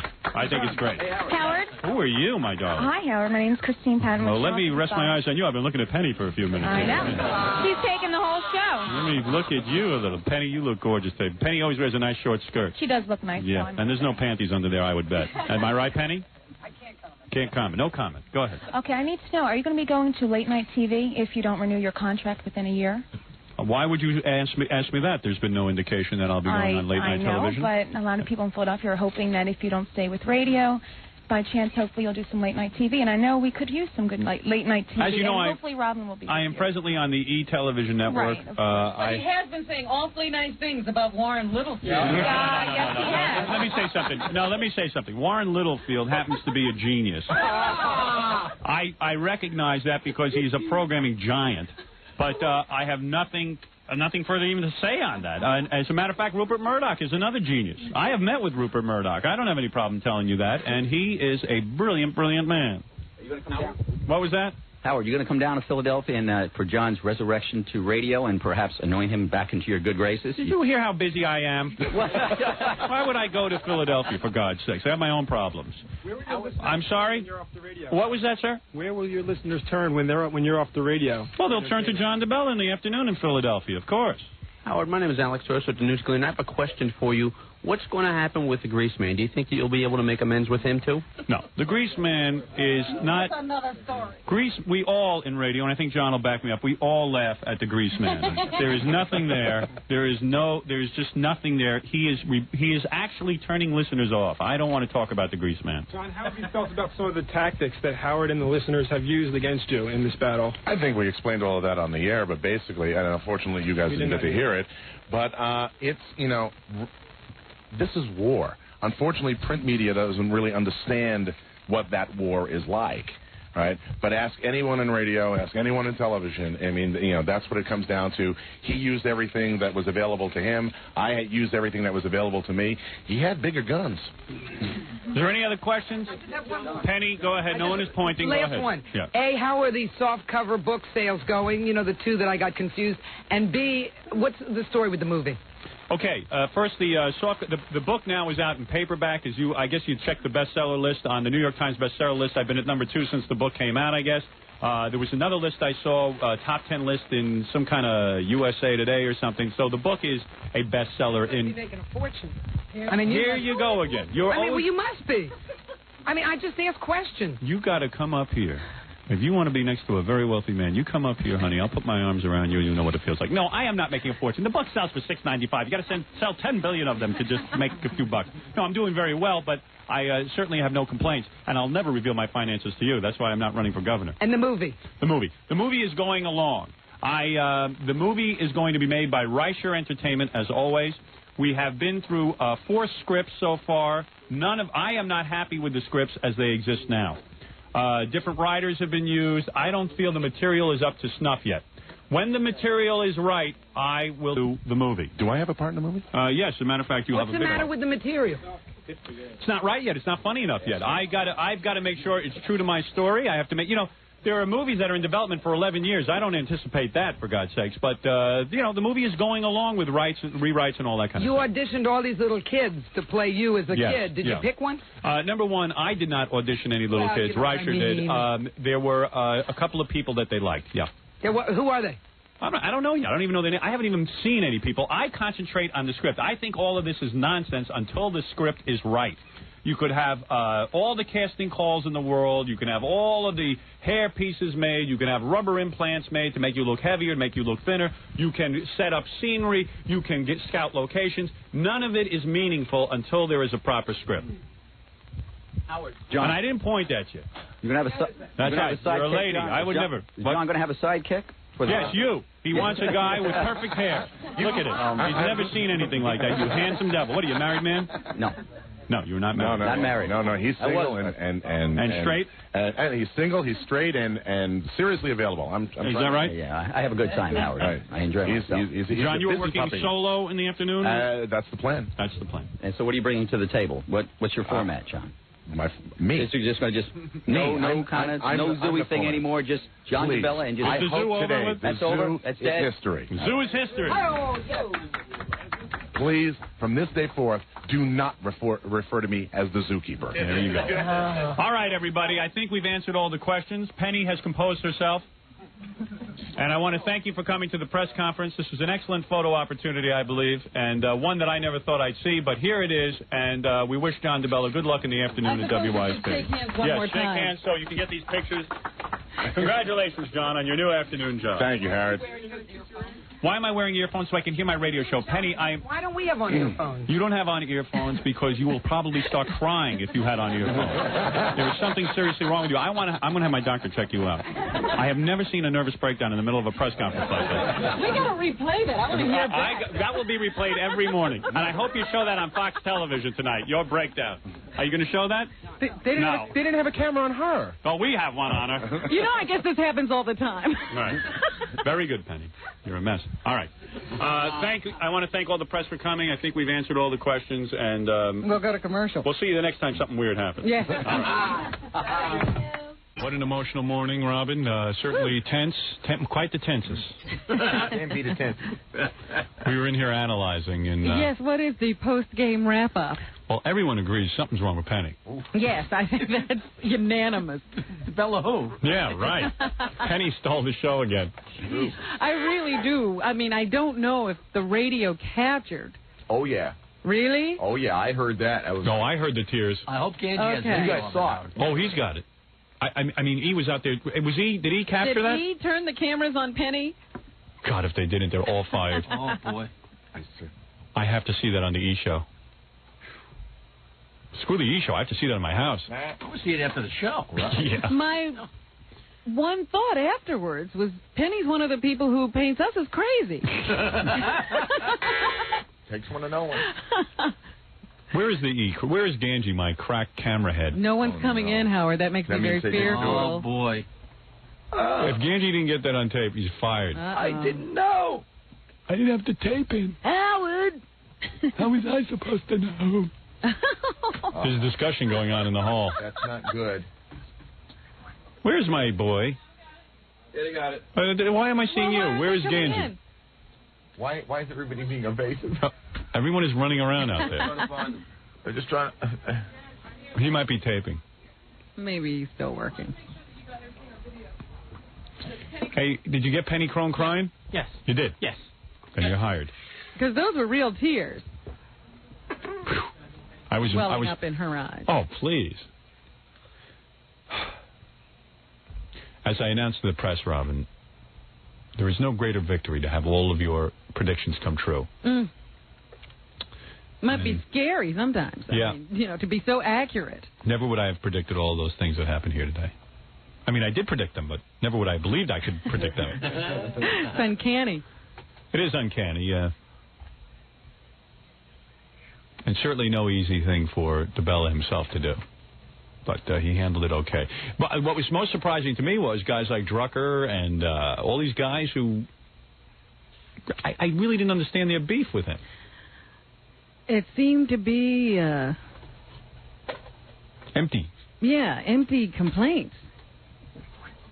A house of matches. Hey, Gary, what's your analysis of the whole day? Didn't you think Drucker and Pat Godwin sort of really don't have any complaints against him?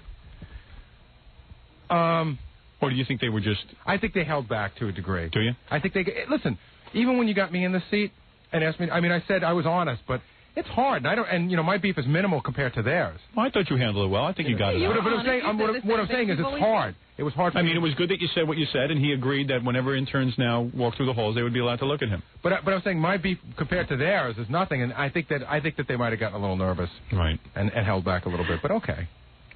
I guess most people aren't the professional a-holes. We are. Yeah. I thought you were terrific, Robin, when you felt that I had not been sufficiently kissed in the ass.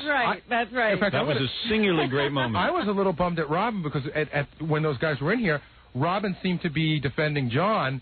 But they didn't have a case. But then, and I said, Robin went soft on us, but she didn't. Boy, oh boy. And then it got painful. I said, geez, when's she going on with the hook? Stuttering John? Do you want to still talk to Pat? He's still here. Oh, Pat? Yeah. Yeah, let's ask. I tell you, man, when I was in the bathroom listening to this, yeah. I was like, these guys don't have anything. Yeah, where's Drucker? He left? He had to go to work. Drucker had to go to work. Drucker has a job. Pat's still looking for one. But he's got a great girlfriend. Should Pat bring his girlfriend in? Yeah, please. Send the girlfriend in. Yeah, if you got to look at Pat. If I got to look at Pat, bring in the girlfriend. Should she come in? Yeah, I'll go get her. Yeah, why not, man? That's your best.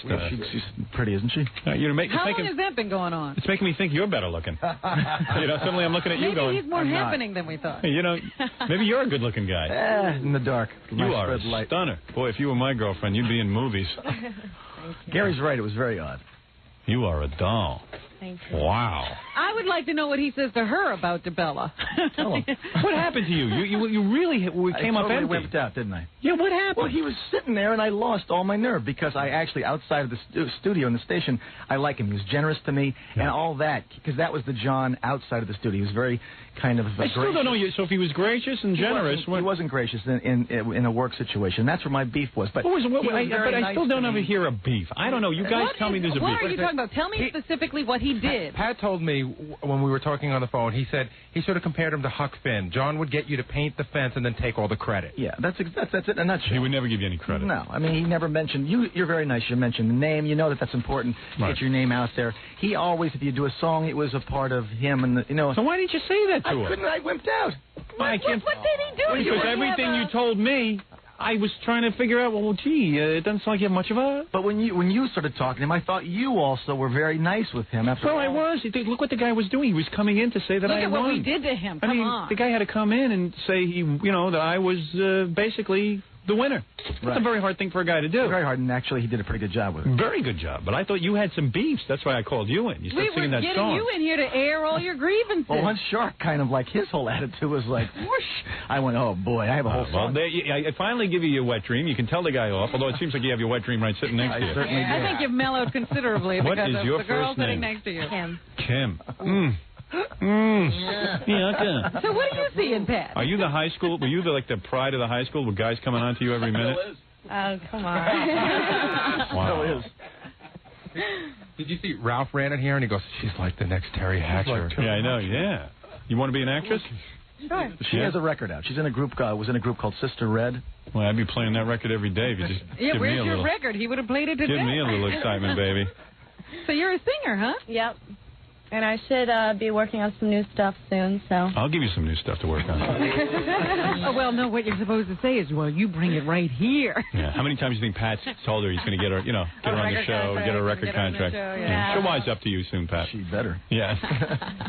All right. Well, anyway, you better go back. You and were think. quite a disappointment. I feel that I don't feel good about the way the thing went down. Yeah, right. You're gonna have a sleepless night. I will have a sleepless night. You're going to go home and you're going to say all the things you should have said to yourself. Well, you kind of set the tone. Sharks didn't say anything, and he Kim. I know Harvey Leeds, the famous record guy, and I would like to later take He's you a very over. good friend of yours. He's a very, very high-powered friend of mine. Vice President, Sony Music. Yes, and Tommy Mottola is a personal friend, and I'm very interested in your music and would like to partake in your career.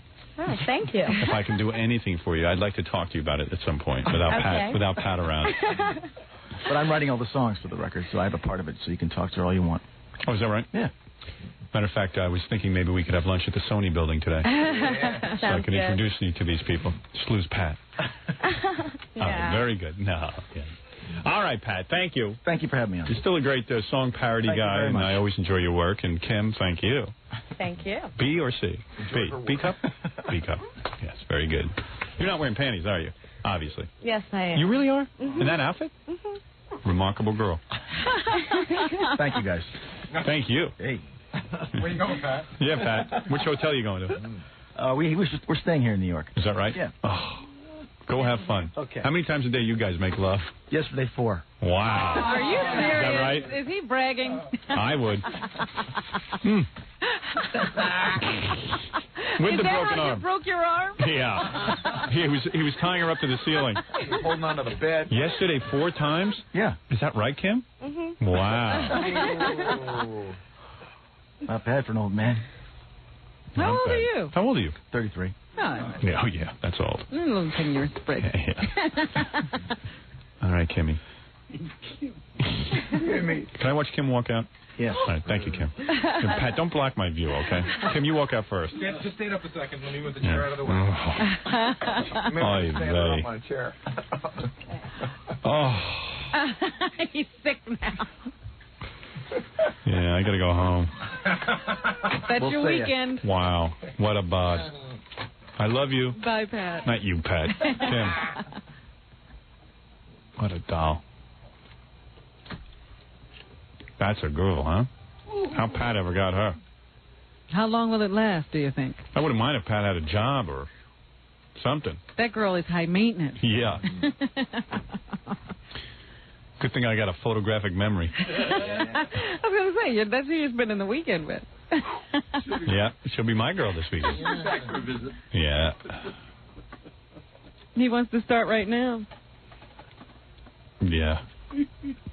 Well, that was an interesting day, huh? Oh, between Penny and, I guess, that girl, you don't even remember John DeBella. Hey, look, let the guy work. We'll do his afternoon show. He came in here, he humbled himself. Yeah, he did it. He did it. That was tough. That was not easy. Difficult thing to do. Want to take a break and do our special edition of the news? Certainly. All right after these words. We keep analyzing today's events like... It's like a sporting event. I feel like it was a great football game. We're still arguing points. I felt a little peculiar when I was up in front of the press screaming about how I truly am the king of all media. You got on a roll. I did get on a roll. Get on a roll.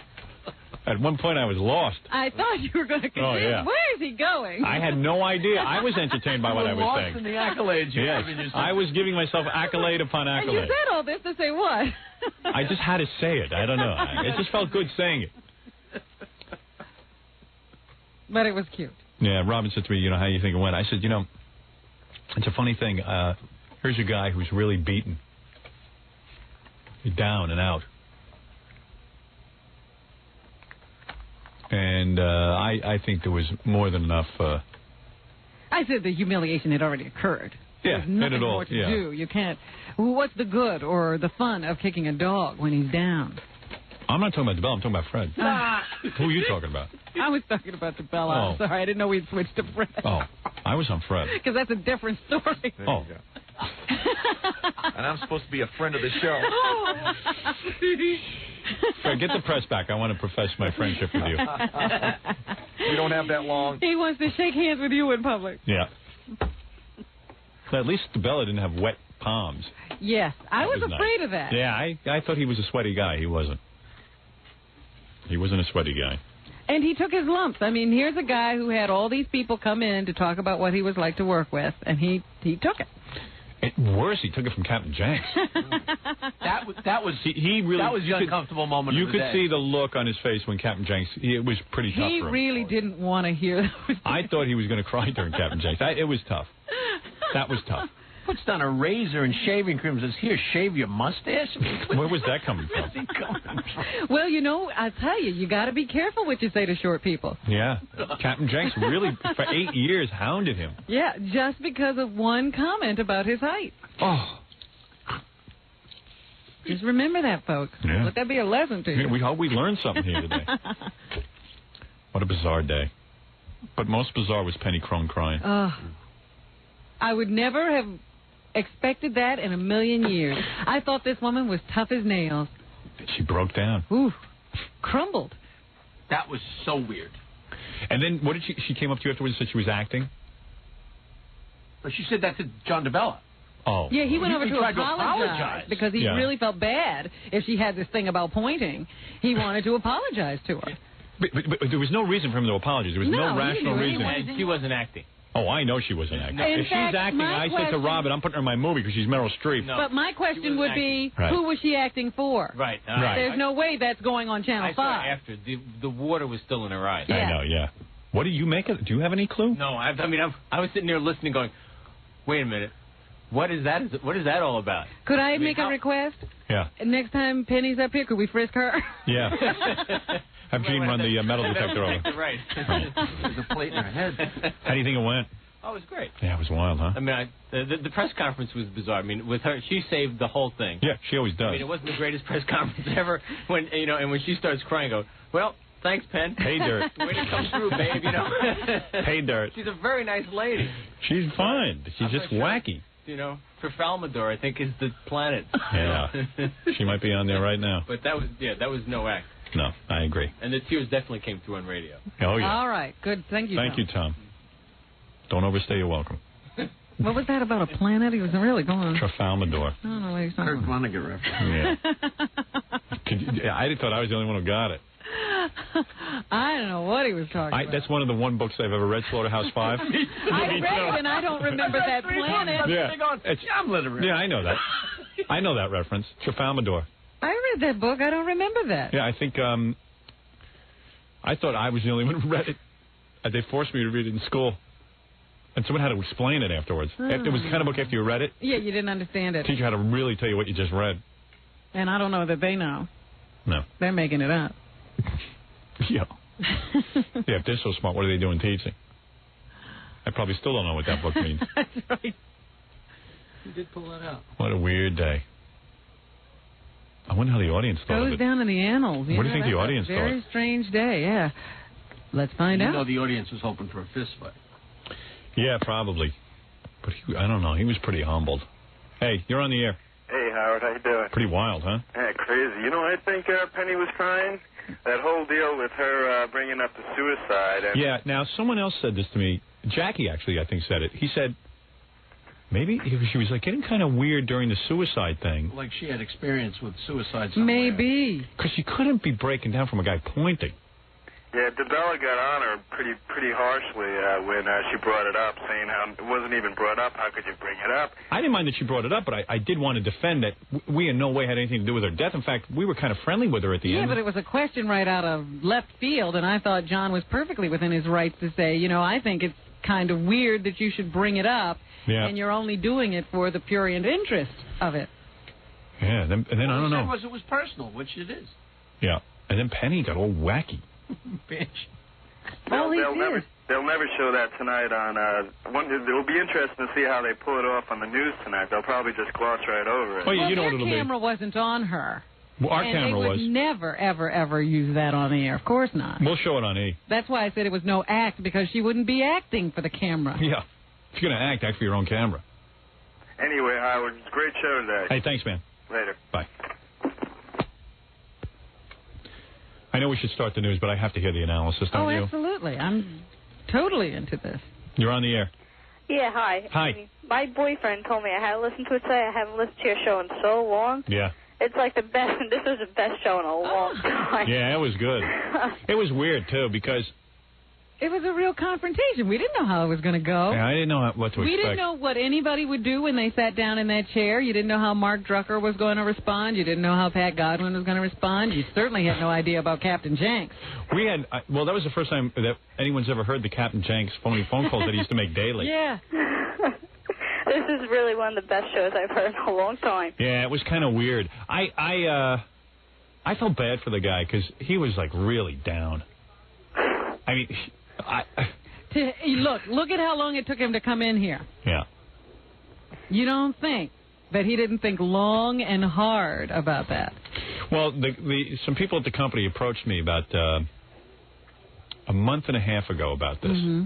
They said something about that there was some inkling that this might be happening. And I said, hey, look, man, I don't want to prevent anyone from working. But I'm not going to allow that guy to go on another station without me. I'm going to go on against him. I don't care what it takes.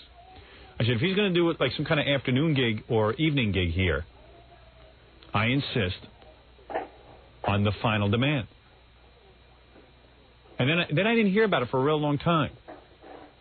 And then all of a sudden, it came about. So it must have been a real heavy decision for the guy. I mean, it couldn't have been easy. Well, I remember once before there was a rumor about him going to afternoons or something. That was a long time ago. And we started saying we were going to have the show broadcast in afternoons. Oh, yeah, we did Just that. to be against him. Yep, that's right. All right, hey, thanks for the call. All right, thanks. Bye-bye. Okay, bye. Hi, you're on the air. Hello? Hi, you're on the air. Hello? Hi, you're on the air. Oh, hi. I'd like to talk to, Howard about the show today. Yeah, you're on the air. Oh, I am? Yeah. No, I can't be on the air. Oh, okay, I don't have time. Oh, okay, I'm really busy. Okay, then. Then I'm talking to Howard now? Okay, thank you for the call. That was your last chance. That was it. I give up. You're on the air. Howard. Yeah, hi. Oh, it sounded like a publicity stunt for his new show. No, I hope not. I mean, it wasn't at all. Well, you seemed awfully nice to him most of the day. And then some people said that, but I don't know if I was nice. I wanted to sort of know what was going on. We asked all the questions, didn't we? What would you have asked the guy? I think I would have tortured him more with the tapes. Yeah, but who wants to play tapes while the guy's sitting here? I wanted to talk to him. What's the point of playing tapes? Yeah. Well, it seemed... I mean, I made demands. He met them all. I mean, what do you want from the guy? I think he met them all. Well, I think he did too, but... I even extracted his admiration for Howard from him. Yeah, I mean, that can't be easy. Yeah, but you did have to pull a few teeth with that. It wasn't going to be easy for the guy. I didn't think it would. True, but I think you're right when you said we wanted to see a fist fight. Yeah, I mean... We tried. Yeah, we tried. Those other guys wimped out. We couldn't even get them to speak up for themselves. Jackie hit him with some paper. Which you'll see on TV. All right, thanks for the call. Okay. All right. Hey, you're on the air. Hello? Hey, lower your radio. Okay. All right. Hey, man. Besides, people aren't taking into account that he came in with the right attitude. He did. He really did. He came in. He was real gracious to everyone. So the fist fight would have only occurred if he had been arrogant. Right. Yeah, I'm not going to fabricate something. Yeah. I could have I don't know. Hey, how you doing, man? All right, fine. How are you? All right. I finished reading your book. Thanks. It's great. Thank you. And What do you say about DeBille in the book, by the way? I forget. You know what? I wrote a whole chapter about us winning in Philadelphia and the whole way we approached it and did it, but I never made it into the book. Huh. Because I just had too many chapters. I know. I just thought about that, and I was like, gee, was there something about that? If I ever write another book, I can now have an ending to it. Yeah. So it's probably more complete. Oh, man, that was weird. He sort of upset me a little bit when he started to give Don credit for somehow strategizing this whole thing, and he was alone fighting it. Yeah. We called him on that. Yes, I wouldn't let that get by.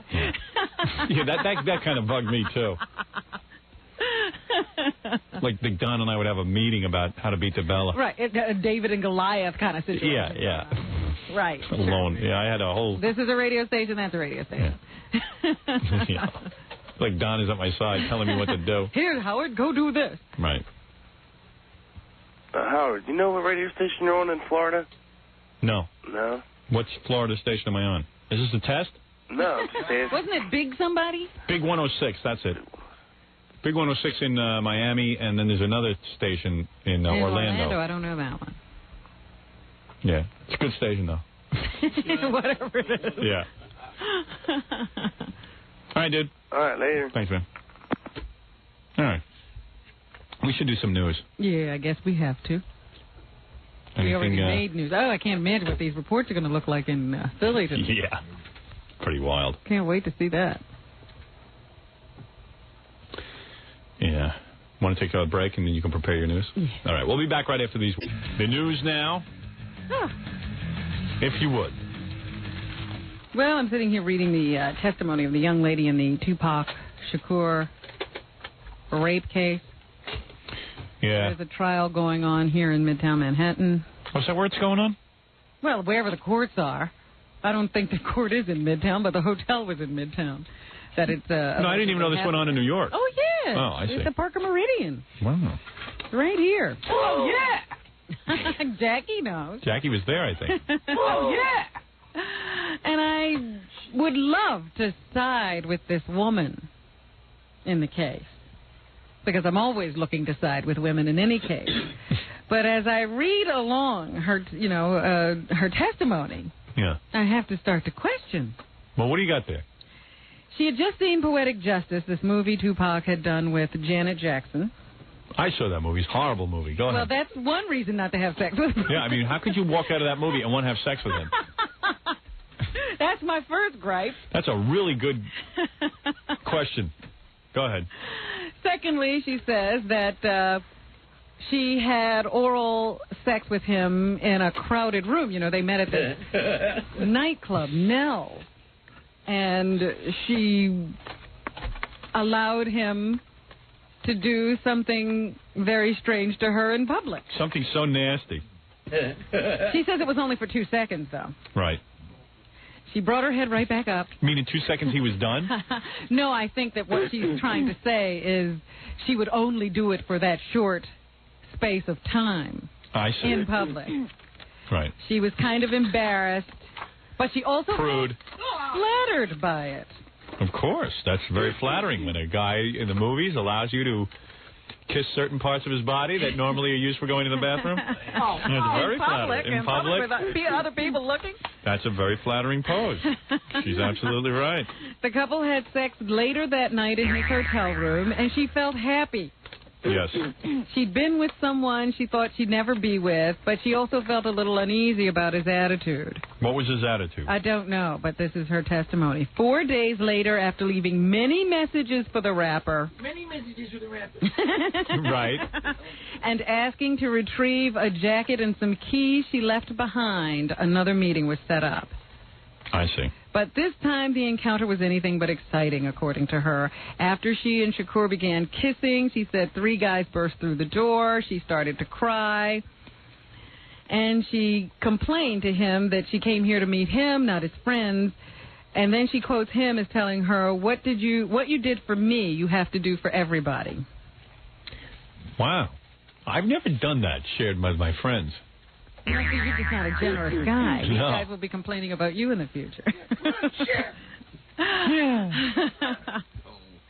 At one point during the woman's testimony, Shakur and Charles Fuller, who's also being charged in the case, broke up laughing when prosecutors showed a videotape of Fuller clowning half naked in the hotel room. So there was some accompanying video, I guess. I don't know if they actually have the act, but they did have, the guys romping around sort of half naked or something. So I guess this is his posse. Yes. Would that be the proper term? That's it, Howard. I see. I grew up in a black neighborhood. That's how I know stuff like this.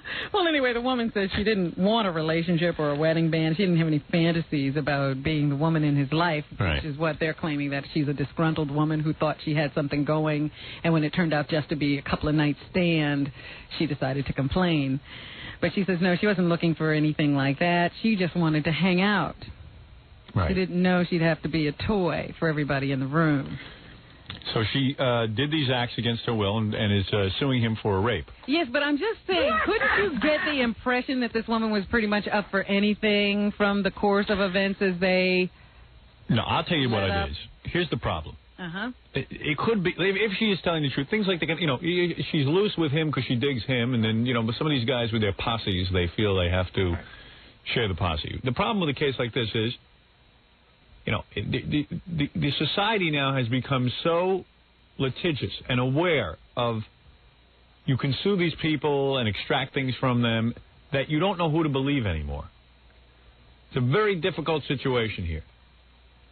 Could be a case where a woman had sex with this guy and is burned, and she wants to, it was like the Mike Tyson rape case. It comes down to an issue of credibility. Well, all I'm saying is Tupac Shakur is not Prince Charles. Right. You don't expect the same kind of restraint or behavior from him that you expect from Little Lord Fauntleroy. Why do you say that? What is it about him? Well, that, didn't you tell me he had a tattoo on his abdomen? And do you feel that people with tattoos on their abdomen could be potential rapists?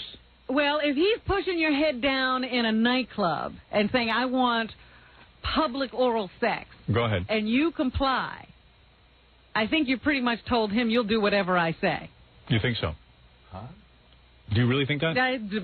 Definitely. I see. Well, then if the jury agrees with you, then... I don't know what the jury will agree with. I'm simply, I forget this particular woman. It's just to say... What you're saying is if a guy meets you in a nightclub... You got to determine what your language, your both verbal and nonverbal language is saying to another human being. So you feel she lacked the common sense. She should have avoided this guy, Tupac Shakur. No, if she wanted to have sex with Tupac, just realize who you're having sex with. I see.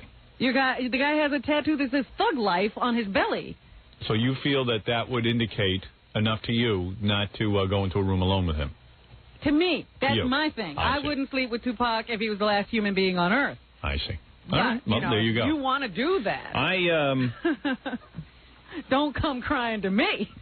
Now, you have a tattoo, do you not? That's why nobody sleeps with it. People realize. Don't you have a tattoo on your chest that says something in Chinese you won't even tell us? Who knows what that says? That's even scary. Now, what about the guy who handcuffed you to the refrigerator? How did you know that he wasn't going to invite some friends in? I didn't, and it wasn't like I asked to have handcuffs put on me. He did it against your will. Yes, that's right. But... That's true. Yeah, he wrestled her to the ground and handcuffed her. No, he didn't wrestle me. How did you get in the handcuffs? He happened to be a police officer, and they happened to be very good with their handcuffs. Right. And the next thing I knew, I was cuffed. So it wasn't like... You mean he got behind you? It was sort of like he walked by me. Yeah. And slapped the cuff on your wrist. On my wrist, and I was right near the refrigerator, and the other side went around the refrigerator handle. And then bingo. And bingo? What's bingo? The buttocks? That's a game. Is that where you had the buttocks? No. No? Don't be ridiculous. No sex occurred. Really? No. You're a lucky woman. Don't be ridiculous. She's chained to a refrigerator, and you're ridiculous. Don't be ridiculous. Well, why did he chain you to the refrigerator if he didn't want to have sex? Why did he chain me to the refrigerator? I happen to be... a bad girl. A bad girl. You a bad girl? You a bad girl that day? No, I would not consent to any such thing, having been handcuffed against my will. Did he try to take favors with you? No, he wouldn't dare. You asked after you handcuffed him. How many days were you handcuffed? Well, that was the threat. He was going to keep me there till Monday, handcuffed to the refrigerator. And what was he asking for sex? Or was it because it was not at a time when any sexual thing was going on. Were you a bad girl that day? According to him. You were. He said, you're a bad girl? He was complaining about my behavior. And to teach you a lesson, he handcuffed you to show you how easy it would be for him to... teach me that, hey, I wasn't as much as I thought I was. Now, this was your uncle who did this, right? Oh. And then my cousin came up. It was not your uncle? No. Right, okay. All right, well, that's an interesting story in itself. What have I got to do? When's that trial going to be? All right, go ahead. There is no answer to this case because Who the hell knows what went on? Listen, I look at half these rap guys, and I figure they're all guilty of the same thing. And they're guilty of something. So I don't mind any of them going to jail. But this is a tough case. I don't know all the evidence. Let's put it that way. And I don't understand, how they come to a conclusion on these cases. And if it was up to me, if I was the governor, I would arrest these rap stars at random. And just interrogate them. Why not? And figure out what they did wrong. So I have no problem with him going to jail or being whatever. I just don't know. Lock him up or let him go, whatever you But your slant on it is very interesting. Go ahead. Thank you very much. Even though you are yourself tattooed on the chest. Go ahead. It doesn't say thug life. What does it say? I don't tell. Yeah. President Reagan is still in the news because he announced that he has Alzheimer's disease, the very beginnings of it. Nancy Reagan spoke out about the letter the president wrote the other day for the first time yesterday and said that her husband is not suffering any major symptoms at this point. He's still chopping wood and writing wood. Like you need a brain for that.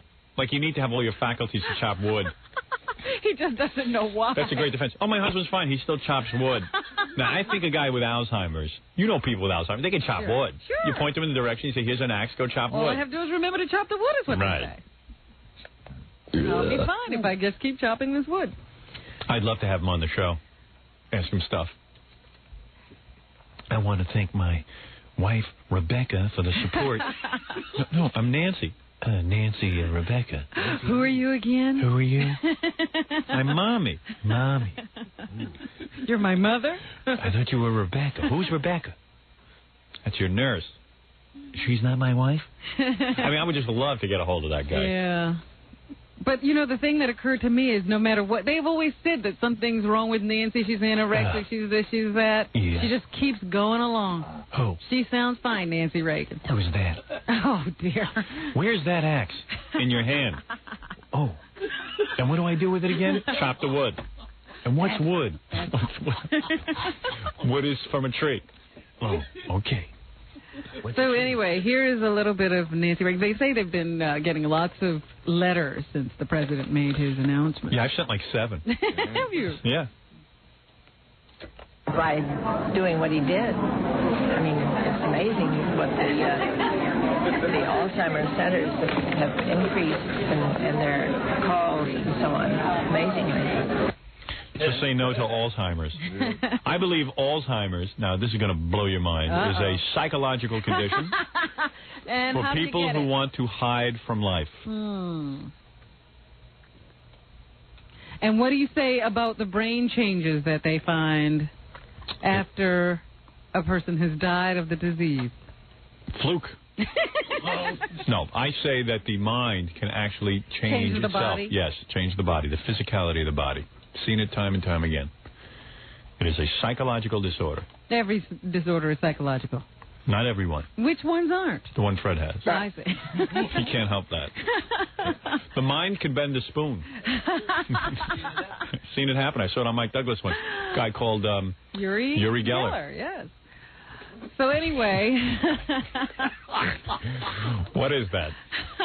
Yes. You're making me lose my train of thought. Go ahead. Maybe I have Alzheimer's. Yeah, keep it going. Come on. Let me see. President Reagan also. Oh, the new thing they discovered. One of these researchers who's looking into Alzheimer's disease thinks he's come up with a way of identifying it, because really, truly, the only way of diagnosing Alzheimer's disease these days is on autopsy. It's very simple. Kind of late to be finding out what's wrong with Several you. years ago, I discovered how you can find Alzheimer's. Oh, really? How is that? I take eye drops to dilate my pupils. Yes. Because I have dry eye. You do? Yes. Your pupils need to be dilated? Yes, from time to time. And I will tell you something. If you put that in a small dose, people who are sensitive, who are sensitive to these eye drops by a small dose and their pupils dilate, they have Alzheimer's. Or they are going to have it. I'm glad you listened to the news then yesterday, Howard, No. because you're exactly right. Am I really? I've been screaming about this for years. I never heard you say a word about it. What it is? What is it, Phil Fooey? What do you mean? Fafal Fooey? If we have to roll back to the last news story about Tupac, but King of All Blacks is on the phone, and he had a similar situation happen to him. And I thought it was pretty interesting. But you should let him, please, King of All Blacks, tell it exactly like you just told it to me. Oh, boy. Well, Scary's fired. What is it? What happened to you? Hello, the same exact situation happened to me, man. These things have to stop. Sometimes the girl did not get raped, man. I'm telling you. Well, man. I agree. Go ahead. Yeah, You know what happened I'm to you? But what happened to me, I was talking to a young lady, right? Lived up in Scarsdale. Go ahead. White woman? No, she was black, but the people had low cash. You know what I'm saying? Right. Listen, so I started talking to her, right? And she wasn't accustomed, you know what I'm saying? I was talking to her and, you know what I'm saying, rolling with her, and she was interested in me because I treated her bad. You know what I'm saying? Well, no S word. No S word. Huh? Spare me the S word. No, I'm sorry. I didn't mean to curse. Yeah, well, you No, just listen, did. because it makes me Listen, mad. you want to know something? I hear you talk. I already convict you. You probably raped her. Listen, seriously, I swear, man. Sometimes... You're up in Scarsdale. You're with a girl. So what you're saying is you beat women? No, come on, What were you Mama, doing? listen to me seriously. You know there's girls out there. If you hit a girl once and she comes back to you, that means she likes it. If you stop doing it, she's gonna leave you. All right, so let me get this straight. Do me a favor. Yes. You were with the girl in Scarsdale. Yeah. And you smacked her around a little. Yeah, a little bit. You All know right. what I'm saying? In other words, how did you start smacking around? We used to have this. I mean, it was almost as if I didn't even want to do it. It's She would almost diss like, you? Would she diss you and then you would smack her? No, nobody disses me. You know what I'm saying? Would you close fist or open fist? Oh, like a little taboo day. You're making it make me feel better. I smacked her, man. That's it. Did you leave marks? No. All right, so you smacked. It wasn't. I said I'm sorry. She said she's sorry. I smacked her. Did you know what I'm saying? did you smack her in the breasts or on the face? On the face. No, what I'm saying is I took her to the hotel after. You know, we had a nice relationship. Took her to the hotel. Right. Listen, we had sex in the hotel, consensual sex and everything. The next, she got home too late she got home too late from the date, and she told her mother that I raped her and I held her hostage in the hotel. And I had to get off of that. It cost me $10,000 to get off of that, and I did not. The guy in the hotel. I gotta meet the jury to let you go. Huh? And people say black people can't get justice. Oh, they can get justice, but they can't talk. The jury found you innocent? Yeah, no, it didn't even go there because we got on tape saying I had to say that because I was late. Oh. Yeah. You hired a private detective. Oh, I see. Yeah. Yeah. Okay. All right. Good. And then after that, she tried to get back on me and everything. You know what I'm saying? But the moral of the story is some girls like it. Right. They like to get hit. All right. Thanks. But they're not going to tell you that. All right? All right. Thank you. Peace. I love y'all. Love you. Great show today. Hey, wasn't that wild? Yes. Oh, man. You were perfect. You handled it excellent, as always. Thank you, my friend. Excellent. Salam alaikum. Okay. All right. I'm so glad you meet with his approval. Yeah. King of all blacks. Garbage man. King of all rapists. He got off on a technicality. Probably hit her in the legs with chairs. Meanwhile, if he took off his shirt, they would see that he was a lesbian because his big breasts. He's a wild guy. I love that guy. King of all blacks. Tons of experience. He sure does. Well, you hit her and she comes back. Hey, if you gotta hit her. In a sense, he's got a point. He's smacking this woman around. She keeps coming back. He figures she likes it. I guess. Well, that's what I was trying to say. When you do certain things, a guy may interpret that to mean something that you don't. But that's a big leap. Interpreting, after you perform oral, like if a woman performed oral sex with me in a club. Yes, but if you're too assuming that my friends should make love to her. This has probably happened to him time and again, where he's had women come up to him, he does a certain thing, and then they let other stuff go on. So this woman was following the routine. But he's done this with other women. She's going along the same line. Think so? I think that's a big leap. We've all done stuff in the movies, right? Right. Huh? He means like you've done some stuff in public with a guy, and I don't know. I haven't done that in a movie theater. I'm sorry. Well, Jackie out has. at a concert. You made out at a Grateful Dead concert. Yes, so. So you were ready for his army to jump on you? He didn't have an army. That's why I was making. All right, go ahead. I don't even want to get into it because who the hell knows the answer? Go ahead. Go ahead. You see, you keep... in other words, if you have sex with one guy, do you think you should have sex with a pack of guys? No. You keep comparing these guys to yourself. I'm saying don't compare them to yourself, and understand that he has a different life than you do. He encounters different things. Now, how is the girl supposed to know that? And he works with a different... A girl doesn't know. Oh.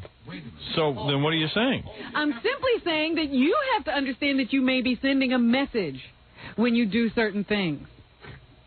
All right, listen, And you I'm have too to take confused. I'm not understanding this. I So know go ahead. I'm out of speaking it. above your head. You are. You're way above my head.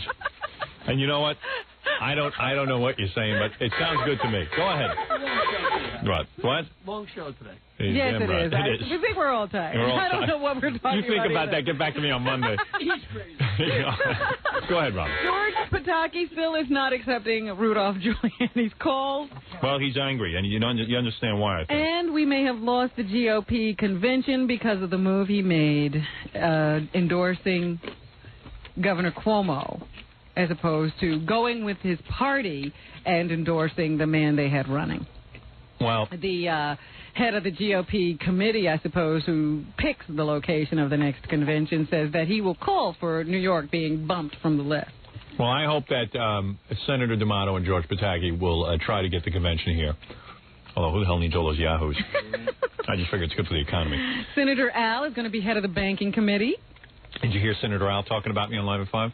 No, I did not. I got a little clip. Oh, yeah? Go Want to ahead. hear it?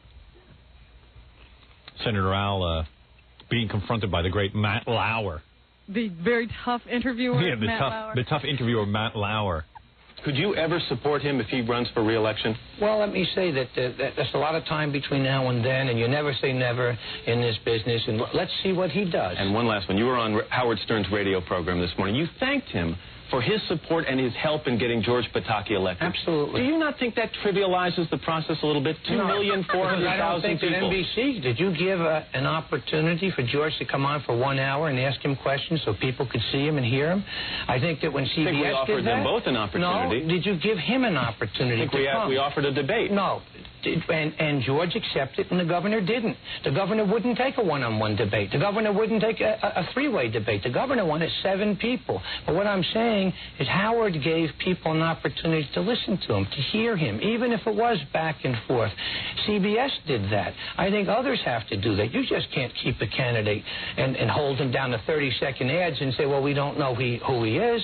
And so when you give a candidate, I don't care who it is, an opportunity to come forth and be heard, then people can get a sense of what that person's about. Alphonse D'Amato, by the way, the new chairman of the Senate Banking Committee. Handling Matt Lauer. Handling him. Quite handily. And you know how hard it is to handle Matt Lauer. He was just whipped, wasn't he? Oh, yeah. I can hear Dan whispering that question. Ask about Howard. Ask about Howard. Ask about Howard. Don't let what the fuck. Ask about Howard. Ask about Howard. Go ahead. Yes. That trivialize the political process. Yeah. Guy getting on and talking about his plan doesn't matter where he does it. Go ahead, Robin. Pumpkinhead Matt. Yeah, Matt, we remember when you were on HBO doing nothing. And Channel 5. Right. Okay. Not able to scare up an audience. Yeah. Let's see what else is going on here. I was talking about, well, let's pass over it since we're already past it anyway. Go ahead. Heidi Fleiss, the jury has been in panel to hear that case, so that'll be going on. Baseball strike talks were so good yesterday that they were encouraged enough to meet again today. So the owners and the players are meeting once again for the first time in a long time. Hockey, may I say something about Heidi Fleiss? Players, go ahead. Hold on a second. You're rushing. I'm trying to... I know. You're trying to wrap things up, but I got to say something. Yesterday, I'm reading the paper. This Skivoza, the Mayflower madam, says, I know what Heidi Fleiss has to do in order to get off. Now, Heidi Fleiss was accused of being a madam. Mm-hmm. And it's some pretty serious charges. This Mayflower madam, a woman who admits to running a house of prostitution. An escort service. An escort service. She admits to it. She didn't do a day. She didn't do a day in jail. She's running around free. She's critiquing everybody. She's got a career. She's with guys. Got a whole, and she's open about it. She talks in the paper about flaunting or getting by the law. And she says the way to get off is to have an all-male jury. Because if you have an all-male jury, guys don't think prostitution's any big deal, and you'll get off. Do They should lock her up after saying this. What is this? Why is that? How come Heidi Fleiss has to stand trial? It's already been proven that if you are it's not against the law. If you are a whoremonger, it's not against the law. Nothing happened to the Mayflower Madam. So why would we bother with a phony baloney trial for the Heidi Fleiss and cost the taxpayers money? Did Prostitution is legal. Did they go after the Mayflower Madam even for taxes? I don't think so. But pot smokers are in jail. Who did she know, and whose little name did she have in her book?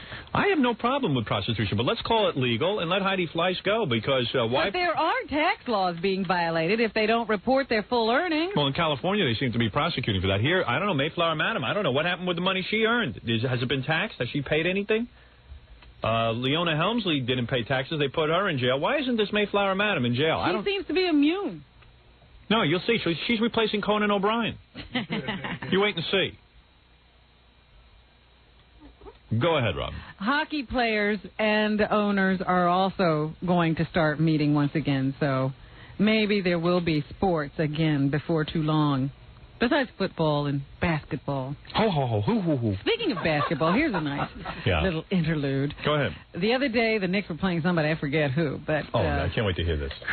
Curtis Stigers, this singer...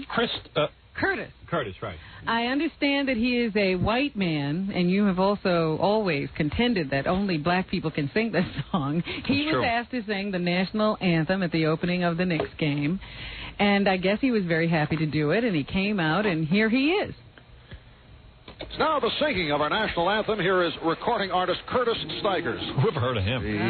Can you see by the dawn's early light what so proudly we hailed at the twilight's last gleaming, whose broad stripes and bright stars through the perilous night. Broad stripes and as the twilight's last gleaming, and the rockets' red glare, the bombs bursting in air, gave listen to the crowd through the night. Going nuts. That our flag was She's trying to sing them down now. Yeah, just ignore him. Lynch him. That star-spangled banner, listen to that. I'm winning them over. Land of the free and the He's looking for an exit right now.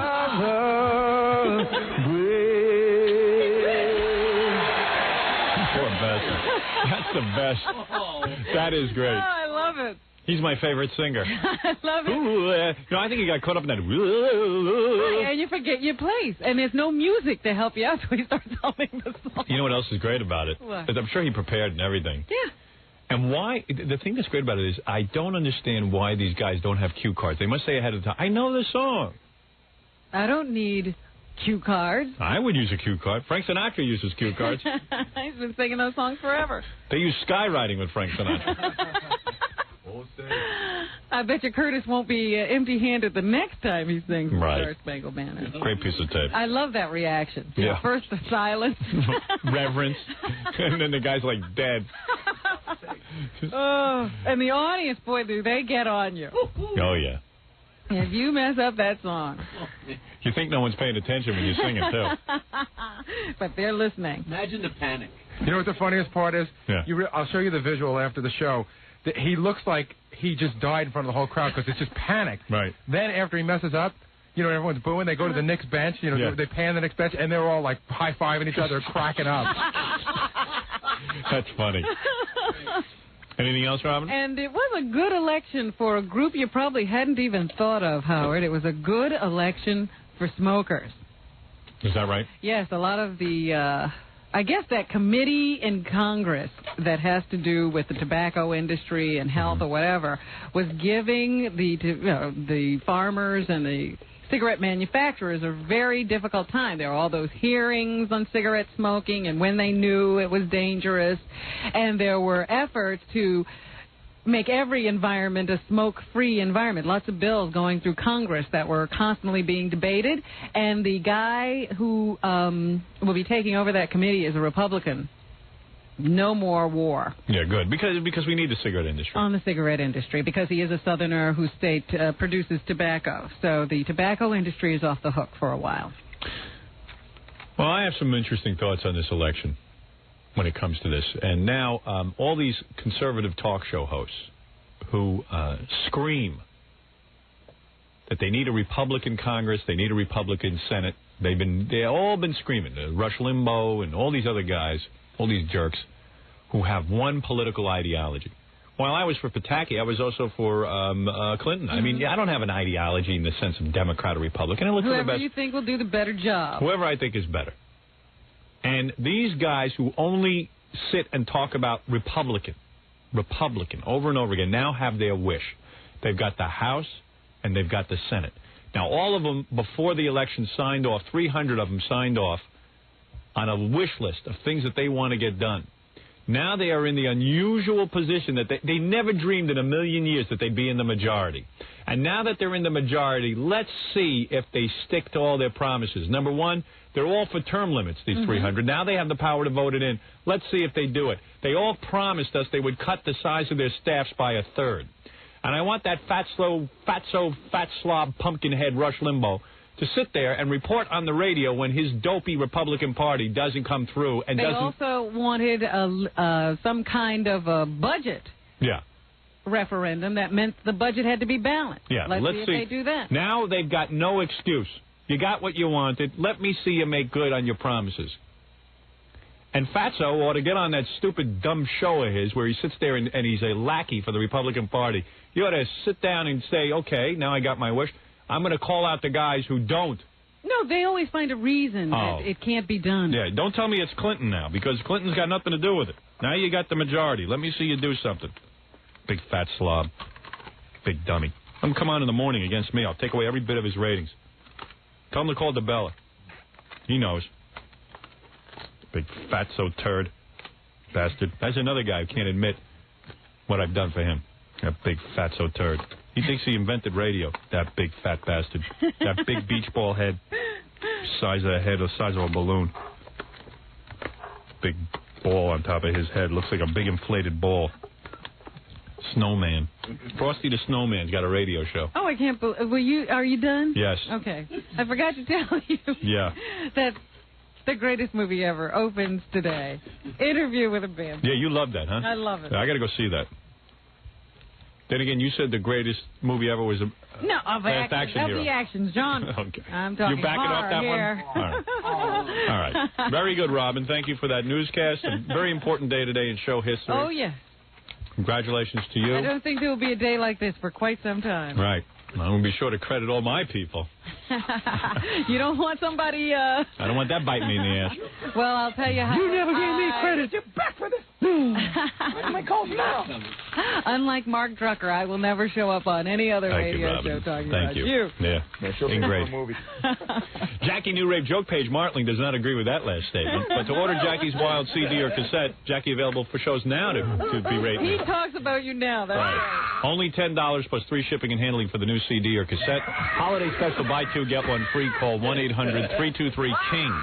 Tomorrow night there's a big show. This is the big night tomorrow night. Are there tickets left? Do you know? I don't think so, but There might be. Please call. All right, tomorrow night, one big show at Sumptuous Club Benet. It's a lot of fun to be there with Jackie on a Saturday night on Route 35 in Sayreville, New Jersey. For jokes, info, and all the other nonsense, call 516-922-WINE. Remember, 516-922-WINE is not a pay service. Also, see the film debut of Fred Norris in the Hotel Manor Inn. Now, Fred won't be there. No. People have called me and said Fred is coming to Florida. They actually invited me down there, and I had to decline. But you can see him in the film, Fort Lauderdale Film Festival. The film is called The Hotel Manor Inn. November 12th, 14th, and 15th. Call the festival office at 305-563-0500. I'm sorry Fred won't be there. For showtime. Yeah. Don't miss Boyd Gary. Don't miss Boyd Gary and the Gary Annette from noon to 2 p.m. at Tops Appliance City in Long Island City. And don't miss Stuttering John appearing in Tony and Tina's Wedding. And to order a signed copy of Stuttering John's great new CD, call 201-942-OUCH. And if you're looking for a disc jockey for your office Christmas party, what more fun could there be than have Scott the engineer with his cigarettes and his his new bald head. Call Rocket Entertainment, hire him for the party, 718-BAG-5040. Many dates still available, which is unusual. He's usually booked up by this time. All right, Robin, I'll see you on Monday. Monday.